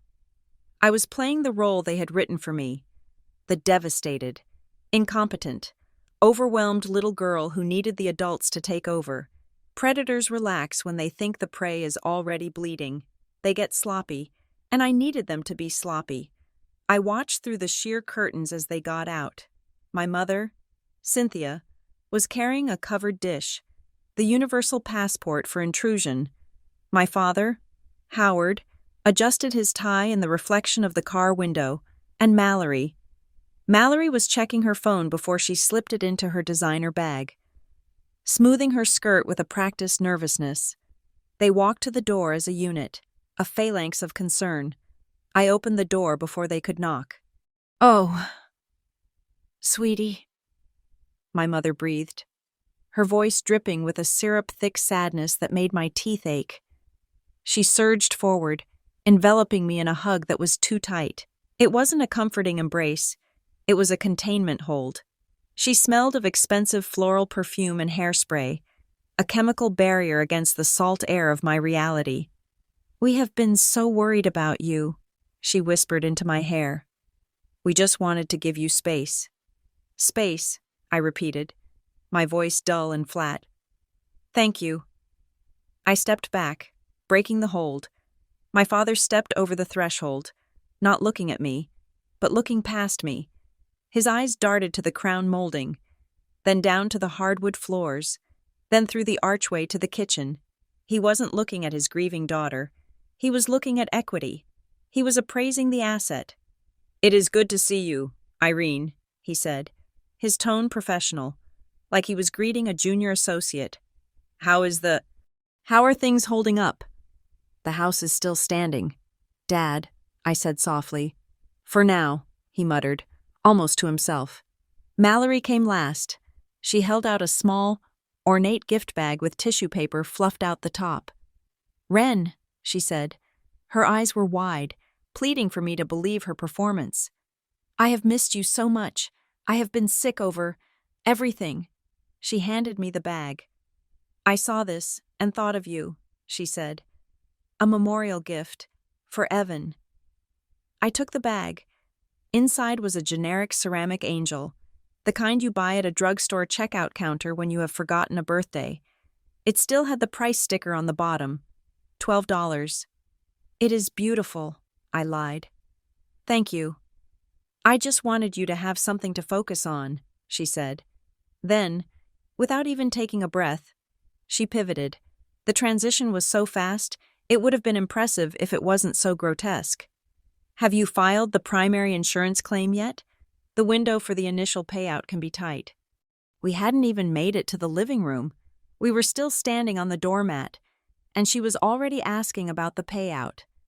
I don't know," I said, letting my shoulders slump. "I haven't looked at anything. It is all just a blur." I saw a look pass between Mallory and my mother. A quick, sharp glance of satisfaction. She is clueless. Proceed. "Come sit," my mother said, ushering me into my own living room. "I brought lasagna. You probably haven't been eating." We sat around the dining room table. I had positioned myself at the head, with the large blue decoy folder, the one Evan had prepared, sitting innocently in front of me. It was thick.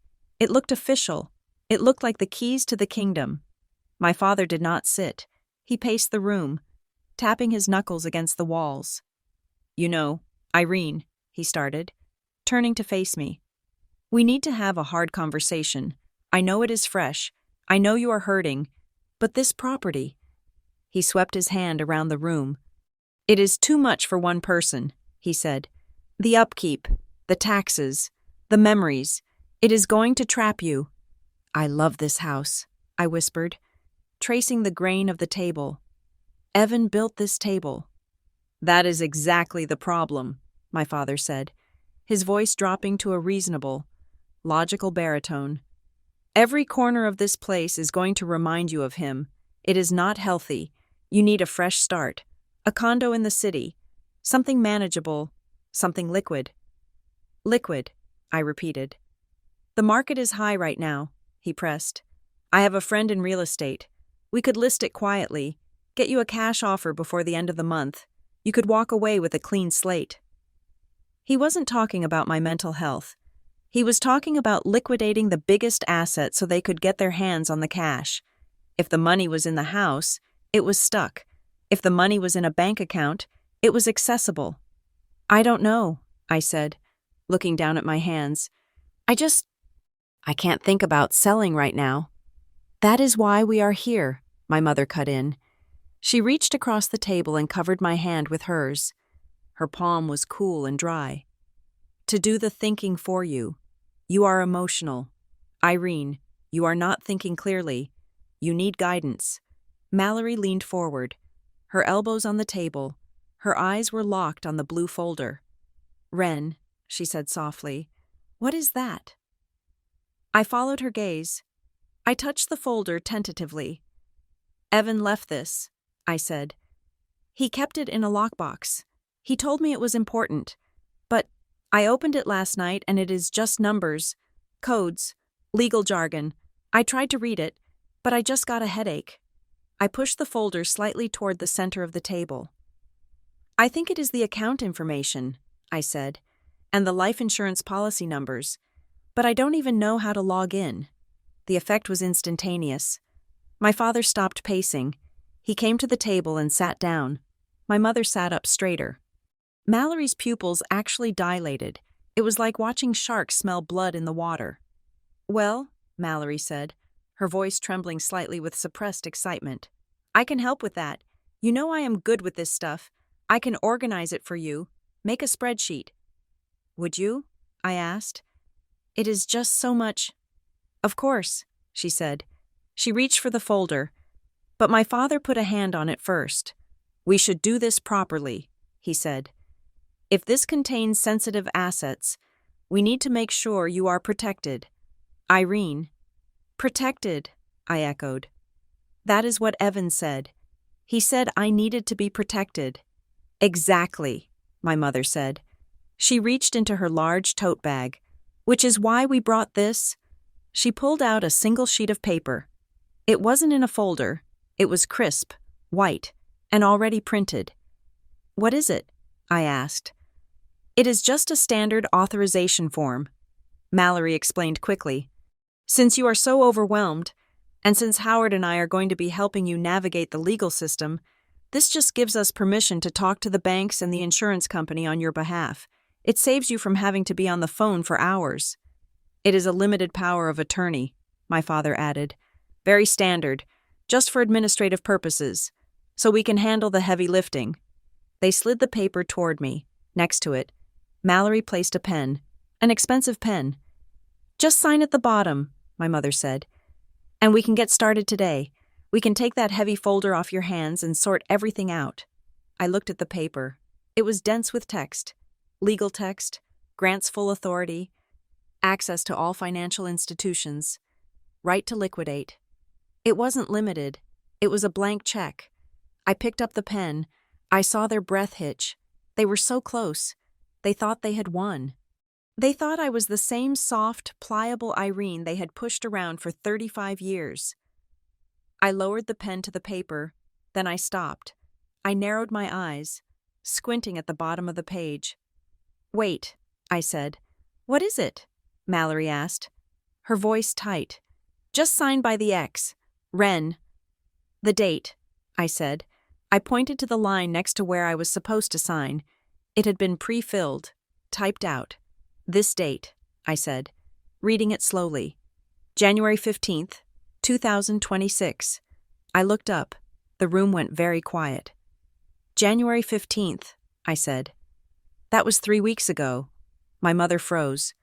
Her smile faltered, the corners of her mouth twitching. Is it? She stammered.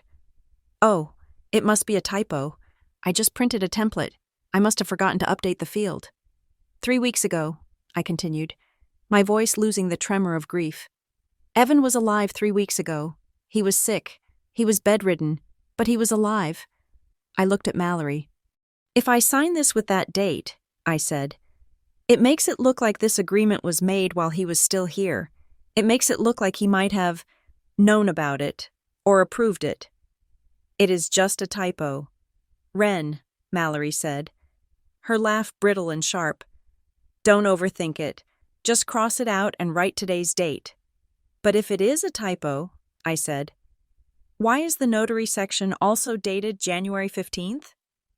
I pointed to the bottom of the page. There was a blank space for a notary stamp, but the date line next to it was also typed, January 15th. And why? I asked. Do I have a copy of Bob Thorne's notary stamp in Evan's lockbox? The silence that followed was not the silence of an empty house. It was the silence of a bomb that had just stopped ticking and was about to detonate. My father's face went gray. He looked from the paper to me. And for the first time, he really saw me. He didn't see the grieving daughter. He saw the woman who had spent 5 years married to a man who investigated disasters for a living. Irene, he started, his voice warning. You are confused. Am I? I asked. I dropped the pen. It clattered onto the table, loud as a gunshot. I sat back in my chair. I didn't slump anymore. I straightened my spine. I crossed my arms over my chest. The exhausted, overwhelmed widow vanished. You printed this with that date because you wanted to backdate it, I said. My voice was calm, steady, and cold. You wanted to bypass the probate process. You wanted to make it look like I gave you control before Evan died, so you could access the accounts immediately without waiting for the death certificate. That is absurd, my mother snapped, though her hands were shaking. We are trying to help you. Help me? I asked. Like you helped me with the mail? Like you helped me with the fundraiser? Mallory flinched. She pulled her hand back from the table as if the wood had burned her. I don't know what you are talking about, she said. The $25,000. Mallory, I said. The money you raised in Evan's name. The money that went into, Grant Consulting. Her face drained of color. She looked at my parents. They looked at her. The United Front was crumbling. That was for expenses, she stammered. I was going to transfer the rest. I just haven't had time. You had time to come here, I said. You had time to print this fake legal form. You had time to text me lies about traffic. I stood up. They stayed seated. Suddenly, I was the one looming over them.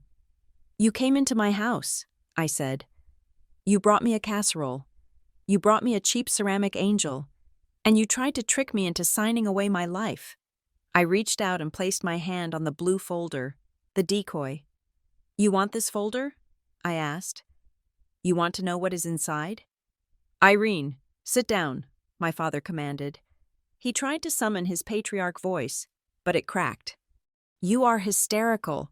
We can discuss this like adults. We are done discussing things like adults, I said, because adults don't rob their dying family members. I leaned over the table, placing both hands flat on the wood, leaning into their space until I could smell the fear coming off them. It smelled sour, like old sweat. I have the bank logs, I said. I have the IP addresses from the login attempts during the funeral. I have the letter Evan wrote. I have everything. My mother let out a small, strangled sob. Evan wrote a letter? He heard you, I said softly. He heard you talking about the payout while he was dying in the next room. He heard every word. My mother covered her mouth. My father looked away, unable to meet my eyes. Mallory just stared at me, her mouth slightly open, calculating the damage. I am not going to sign your paper, I said, and I am not going to sell my house. I picked up the blue folder and held it up. This? I said. This is a trap. If you had tried to use any of the numbers in here, the police would have been at your door in an hour. Evan set it up. I dropped the folder back onto the table. But we are not there yet, I said.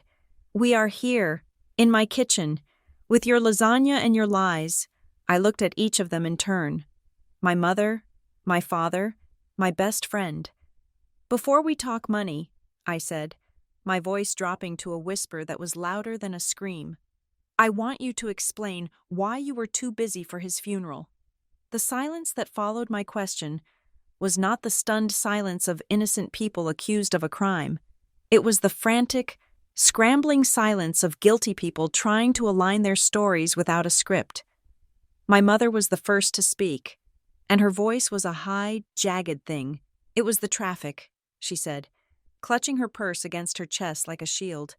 I told you. Irene, the radiator overheated on the interstate. We were stranded on the shoulder for 2 hours waiting for a tow truck. It was a nightmare. Mallory cut in immediately, speaking over her. And I had a client emergency, she said, her eyes darting to my mother and then back to me.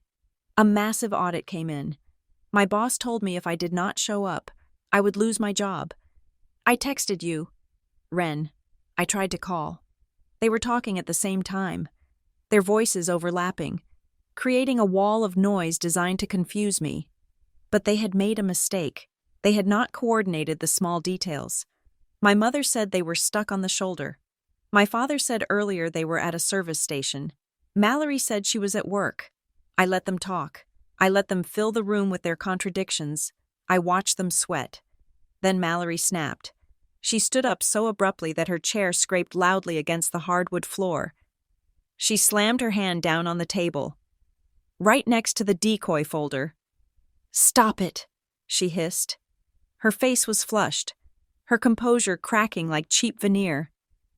"This is insane. Irene, look at you. You are spiraling." She pointed a manicured finger at my face.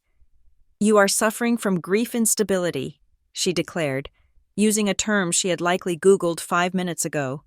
"You are paranoid. You are lashing out at the people who love you because you are angry that Evan is dead, but do not dare accuse us of theft. That is disgusting." She turned to my parents, seeking allies. "She needs a doctor," Mallory said. "She is not lucid. We cannot have a rational conversation with someone who is having a psychotic break." My father nodded, seizing the lifeline. "You are right. Mallory, Irene, you are not yourself. We are going to go. We will come back when you have calmed down and taken your medication." They started to gather their things. They were retreating. They thought they could walk out the door, regroup, and come back with a better plan. "Sit down," I said. I did not shout. I did not scream. I spoke with the authority of a woman who held every single card in the deck. I reached into my bag and pulled out the file I had brought from the attorney's office. I tossed it onto the table. It landed with a heavy, final thud. I said, "Sit down," I repeated, "unless you want the next conversation to be with the state police." My father hesitated. He looked at the door, then at the file. He sat down. My mother sank into her chair, looking small and withered. Mallory crossed her arms, her jaw set in a defiant line. But she did not leave. I opened the file. "Phase 1, I said. "The bank logs." I slid the papers across the table. "This is a record of login attempts on Evan's primary trust account." I said, "Note the timestamps. 10:03 in the morning, 10:05, 10:12. I looked at Mallory. That was during the eulogy. I said, "While I was talking about how my husband saved lives, someone was trying to crack his password." Mallory rolled her eyes. "So what? Someone tried to hack you?" "It happens. It is the internet." "Phase 2, I said, ignoring her. I pulled out the trace on the IP address. "The hack did not come from Russia," I said, "and it did not come from your office." "Mallory, it came from a residential IP address registered to a townhouse on Maple Street." I looked at her. "Your townhouse," I said. Mallory stiffened. Her eyes flickered. "I was not home," she said quickly. "Someone must have tapped into my Wi-Fi. My network is unsecured." "Classic," I said. "The open Wi-Fi defense." I pulled out the next document. "Phase 3, I said. "The fundraiser." I laid out the bank transfer record showing the money moving from the crowdfunding platform to Grant Consulting, $25,000. I said, "Stolen from widows and firefighters, routed to your personal business account disguised as reimbursements." Mallory opened her mouth to argue, but I cut her off. "And finally," I said, holding up the incomplete power of attorney form with her handwriting in the margins. The forgery. The attempt to seize control before the body was even cold. The evidence lay between us on the oak table. It was undeniable. It was a map of their betrayal. My father exploded. He slammed his fist on the table, making the china rattle. "We were trying to protect you," he roared. His face was a dark, ugly red. "You have no idea what you are doing. Irene, you are a nurse. You know nothing about finance. You know nothing about asset management." He leaned forward, his spittle flying. "Evan left a mess," he shouted. "We were trying to secure the estate before the taxes ate it alive. We were trying to make sure the $750,000 did not vanish into probate." The room went dead silent. I looked at him. $750,000. I repeated slowly. My father blinked. He realized, too late, what he had just done. "I never told you the value of the life insurance policy." I said, "I never told anyone." Even I did not know the exact final figure until the attorney confirmed it yesterday. I looked at my mother. "How did you know it was $750,000? I asked. She looked away, picking at a loose thread on her sweater. "You went through his papers," I realized, "when you came to visit in November. When you sent me to the pharmacy to pick up prescriptions I did not need. You dug through our filing cabinet." My father slumped back in his chair. The bluster went out of him. "We had to know," he muttered. "Why?" I asked.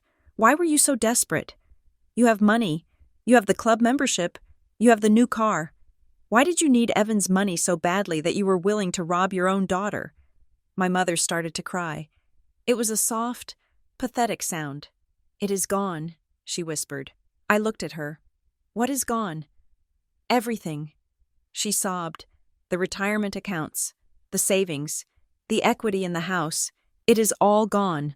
My father put his head in his hands. "The Sarasota deal," he said, his voice muffled. "It was a sure thing. Guaranteed returns. We went all in. We leveraged everything." He looked up at me, his eyes hollow. "It was a Ponzi scheme. Irene, the developer vanished 2 months ago. We have nothing. We are drowning in debt. If we do not come up with a lump sum by the end of the month, we lose the house. We lose everything." I stared at them. The expensive clothes, the leased car, the arrogance. It was all a costume. They were destitute, and they saw Evan's death not as a tragedy, but as a lifeline. They were going to take the insurance money to pay off their bad debts. They were going to wash their failures with my husband's legacy. I looked at Mallory. "And you?" I asked. "Are you in a Ponzi scheme too? Or are you just greedy?" Mallory looked cornered. She dropped the facade of the concerned friend. "I borrowed it," she said, her voice tight. "The fundraiser money. I just borrowed it. Ren, I was in a hole. Credit cards. Student loans. I was going to pay it back." She leaned forward, her eyes pleading. "I swear," she said, "I was going to put it back as soon as my bonus came in. It was a temporary bridge. No one was supposed to know. I did it for you. Really, to make sure the money was safe until I could transfer it. Classic thief logic. They always plan to put it back. They always think they are borrowing, not stealing. You stole $25,000 from a memorial fund. I said, that is federal wire fraud. Mallory, there is no paying that back." My mother wiped her eyes. She looked at me with a sudden surge of viciousness. He was not thinking clearly. She spat out, "Evan, he was on so many drugs at the end. He did not know what he was doing. If he had been in his right mind, he would have wanted to help us. He was family." I shook my head. "You never treated him like family. You treated him like the help." She scoffed. He was confused. "Irene, you cannot trust anything he wrote or said in those last weeks. We were just trying to execute what he would have wanted if he had been sane." I reached for my phone. "I have one more thing for you," I said. I opened the voice memo app. I scrolled to a file named kitchen_nov_02. I placed the phone in the center of the table and pressed play. The audio was crisp.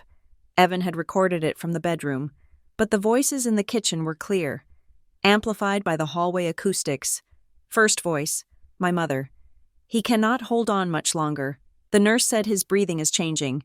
Second voice, Mallory. Did you find the policy number? First voice, my mother. Yes, it is with Sentinel Life. I took a picture. Once he is gone. She will listen. She has always been weak. We can guide her to sign over the administration rights. Second voice, Mallory. What if she fights it? First voice, my mother. She won't. She will be a wreck. We tell her it is for tax purposes. We tell her we are protecting the assets. By the time she wakes up, the money will be moved. I stopped the recording. The silence in the room was absolute. My mother's face was the color of old ash. She stared at the phone as if it were a venomous snake. He heard you. I said, he was dying. He was in pain. And he had to lie there and listen to you plot to strip him bare. Mallory started to cry. Real tears this time. Tears of terror. Ren, please, she begged. She reached for my hand, but I pulled it away. We can fix this. I will sell my car. I will get the money back. Please do not ruin me. We have been friends for 20 years. She looked at my parents. They made me do it. She sobbed, pointing a shaking finger at them. Your father told me how to structure the transfers. Your mother told me what to say to you. I just wanted to help them. They are your parents. Ren. The rats were turning on each other. It was ugly, and it was satisfying. I did not answer her. I dialed a number on my phone and put it on speaker. Marcus, I said, are you there? Yes, Mrs. Hale. The deep baritone voice of Marcus Vance filled the room. My father flinched at the sound. He knew that voice. Everyone in the state knew Marcus Vance. He was the kind of attorney who ate fraud cases for breakfast. I am here with Tessa Hale from Sovereign Bank. Marcus said, we are on a conference line. Tessa's voice cut in, sharp and metallic. Hello? Mallory? She said. Mallory stopped crying. She stared at the phone in horror. We have the location data from your device. Ms. Grant, Tessa said. You were not at work during the funeral. You were parked outside the Lucky 7 Casino and Loan Center on Route 9. Tessa paused. And the fundraiser money? It did not go to expenses. We traced the outgoing transfers from your account. You paid off a gambling debt. Mallory put her head on the table and wailed. Marcus spoke again. Mr. and Mrs. Butler, he said, we have initiated a forensic audit of your interactions with Evan Hale's estate. We are also filing a formal complaint regarding the attempted forgery of a legal document. My father tried to speak. Mr. Vance, listen, this is a misunderstanding. It is not a misunderstanding. Marcus interrupted. It is a conspiracy, and it is over. We are issuing formal demands for restitution. Marcus continued. The $25,000 must be returned within 48 hours. If it is not, we proceed with criminal charges for wire fraud and elder financial abuse. Elder abuse? My mother shrieked. He was 35. He was a vulnerable adult under medical care. Marcus said coldly. The statute applies. And given the audio evidence Irene just played, we have proof of premeditation. I stood up. The meeting was over. Get out, I said. My father looked at me. He looked older than I had ever seen him. He looked at the blue decoy folder on the table, the trap he had walked right into. Irene, he said, his voice trembling, if you do this, if you report us, we lose the house. We go bankrupt. I looked him in the eye. Then you should have planned better. I said, I picked up the ceramic angel Mallory had given me. I held it out to her.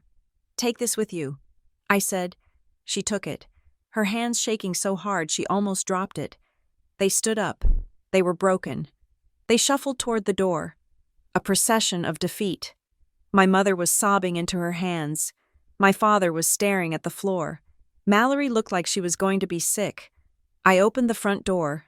The cold sea air rushed in, cleansing the house of their perfume and their lies. My father paused on the threshold. He looked back at me one last time. He was just a paramedic, he whispered, shaking his head. How did he do all this? I smiled. It was the first real smile I had felt in weeks. He wasn't just a paramedic. Dad. I said. He was a first responder. He knew how to prepare for a disaster. I closed the door, I locked the deadbolt, I walked back to the table, I looked at the empty chairs. The money was safe, the house was safe, Evan's legacy was safe, and I was finally, truly, alone, but for the first time since he died. The house did not feel empty, it felt clean. The end of a war does not look like a victory parade. It looks like a conference room with gray carpet, fluorescent lights that hum with a headache-inducing frequency, and a stack of legal documents thick enough to stop a bullet. We were not in a courtroom with a jury. We were in a mediation center, a sterile purgatory where civil disputes go to die before they become criminal spectacles. But the air was heavy with the weight of judgment. I sat on one side of the long mahogany table. Marcus Vance, my attorney, was on my right. Tessa Hale, the sister-in-law I had gained in the wreckage, was on my left. Her presence was a silent anchor, a reminder that blood is not the only thing that binds people together. Opposite us sat the people who had once defined my world. Mallory Grant looked smaller than I had ever seen her. She was wearing a suit that had clearly been pulled from the back of her closet, ill-fitting and wrinkled. Her hair, usually blown out to perfection, was pulled back in a severe, messy bun. She would not look at me. She stared at a knot in the wood of the table, her hands twisting a paperclip until the metal snapped. My parents, Cynthia and Howard, sat next to her, but there was a distinct gap between their chairs and hers. The alliance of thieves had dissolved the moment the consequences arrived. My father looked aged, his skin gray and papery. My mother kept dabbing at dry eyes with a tissue, performing a grief she did not feel. The mediator, a retired judge named Mrs. Gable with eyes like flint, adjusted her glasses. "We are here to finalize the restitution agreement regarding the misappropriation of funds from the Evan Hale Memorial Campaign," she said. Her voice was dry and devoid of patience, and to address the allegations of attempted fraud regarding the estate documents, Mallory flinched. The terms were brutal, and they were just. Mallory had to repay the full $25,000. To do it, she had to liquidate her assets. Her car was already gone, sold 2 days prior. Her 401k was being drained. She was facing a felony charge for wire fraud that Marcus had agreed to hold in abeyance only if she completed full restitution within 30 days and accepted a permanent record of admission. It ends her career. Marcus had told me privately, a CPA with a fraud admission? She will never touch another person's money again, when the mediator asked if she understood the terms. Mallory finally looked up. Her face was blotchy. The mask of the bubbly, supportive best friend had not just slipped, it had disintegrated. "I just wanted to fix my mistake," she whispered, her voice trembling. "I would never have hurt you. Ren, I was desperate." I looked at her, and I felt nothing. No anger, no pity, just a vast, cool distance. "You did not borrow a cup of sugar. Mallory," I said quietly, "you stole from a dead man." She burst into tears. But they were the tears of someone sorry they had been caught, not someone sorry for the crime. Then it was my parents' turn.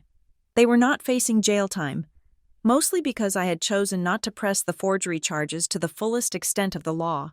I did not want the media circus of putting my own parents in handcuffs. I wanted something more permanent. I wanted them gone. The agreement before them was a formal protective order and a binding contract severance.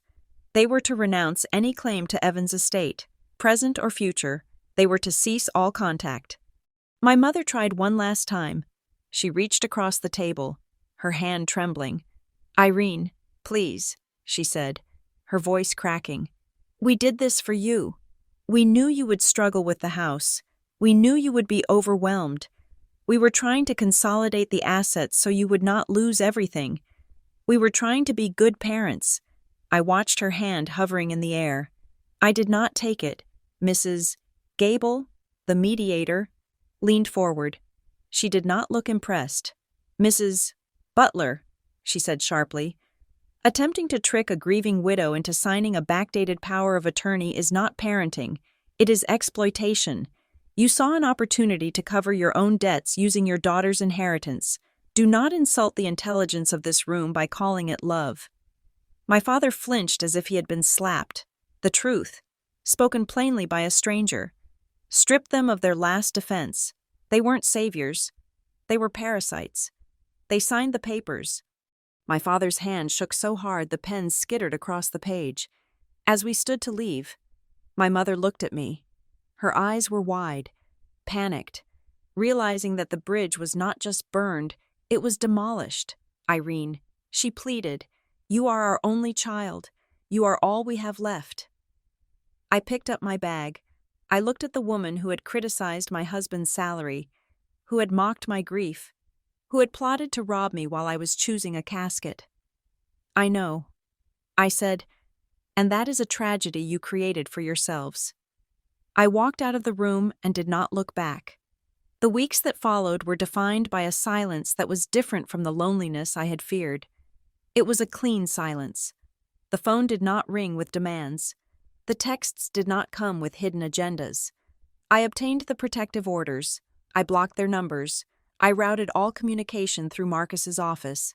I was alone in the house Evan and I had built, but for the first time, I felt safe. I began to rebuild. Not the life I had before. That life was gone, buried with Evan, but a new life, built on the foundation he had left me. I returned to work at Crescent Ridge Medical Pavilion 3 months later. Walking back into the hospital was terrifying. I was afraid I would see Evan in every hallway, in every stretcher, but I realized that I could not go back to being just a floor nurse. I had seen the other side of the curtain. I knew what it felt like to be the wife standing in the corner while the doctors spoke in hushed tones. I requested a transfer to the palliative care coordination team. My job now was to sit with families who were walking the path I had just finished. I helped them navigate the paperwork. I helped them understand the jargon, but mostly, I protected them. I became the person I had needed. When a confused husband didn't understand the insurance forms, I sat with him until he did. When a greedy cousin tried to push into a patient's room, I was the one who stood at the door, arms crossed, and said, "Family only." I turned my pain into armor for other people, and I did not do it alone. My circle was small, but it was made of iron. Dave and the Skylane Response Unit became my Tuesday night regulars. They would come over, fill my driveway with their trucks, and fix everything that needed fixing. They mowed the lawn. They cleaned the gutters. They sat on my back porch, drinking iced tea, telling stories about Evan that made me laugh until my sides ached. They did not treat me like a fragile widow. They treated me like a member of the crew.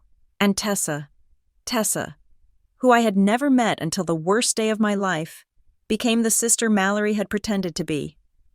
She came over on Sundays. We didn't talk about feelings or trauma. We drank wine and looked at the spreadsheets of the estate. She taught me how to invest.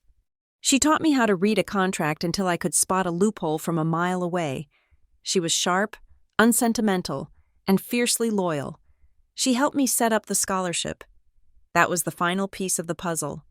The money Evan had saved, the money my parents had tried so desperately to steal, was substantial. I did not need all of it.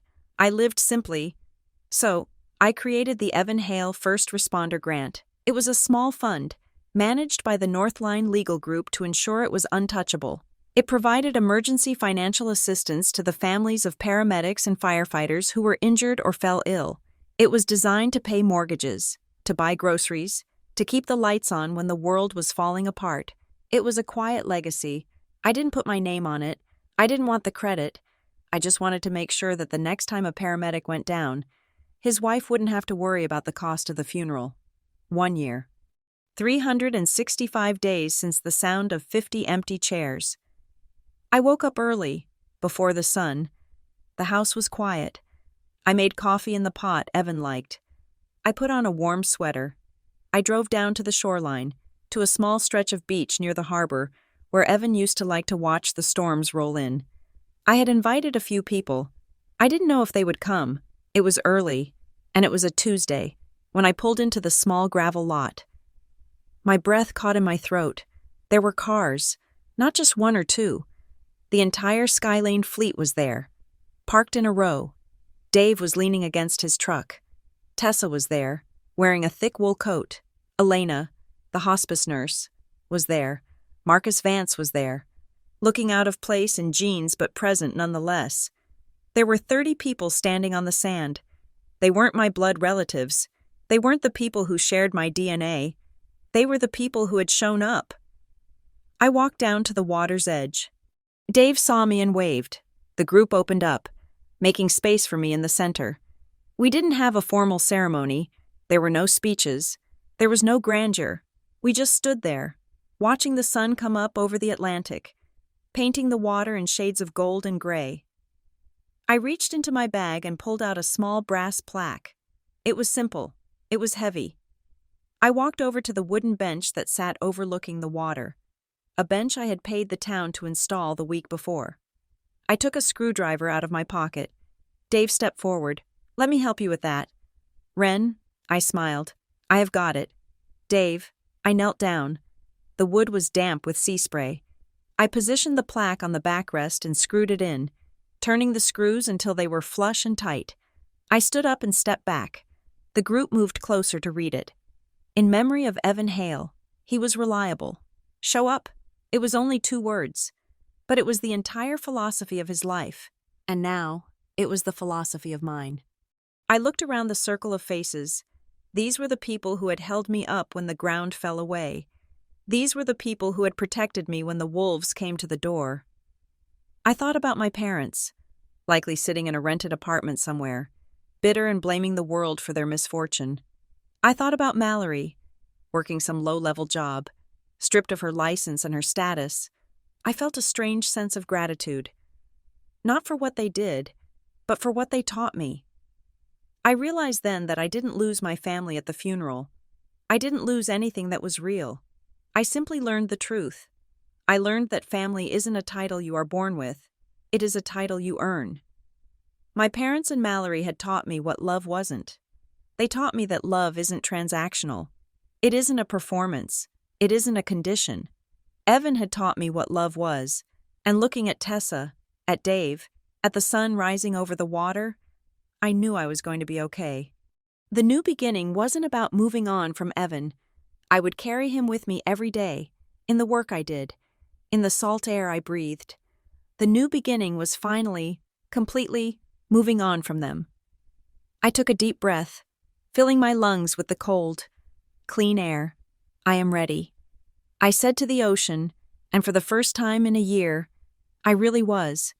Thank you so much for listening to my story. If you enjoyed this journey of justice and resilience, please drop a comment below letting me know where in the world you are tuning in from. I would love to connect with you. Please subscribe to the channel Jane Revenge Stories, like this video, and smash that hype button to help this story reach even more people who might need to hear it.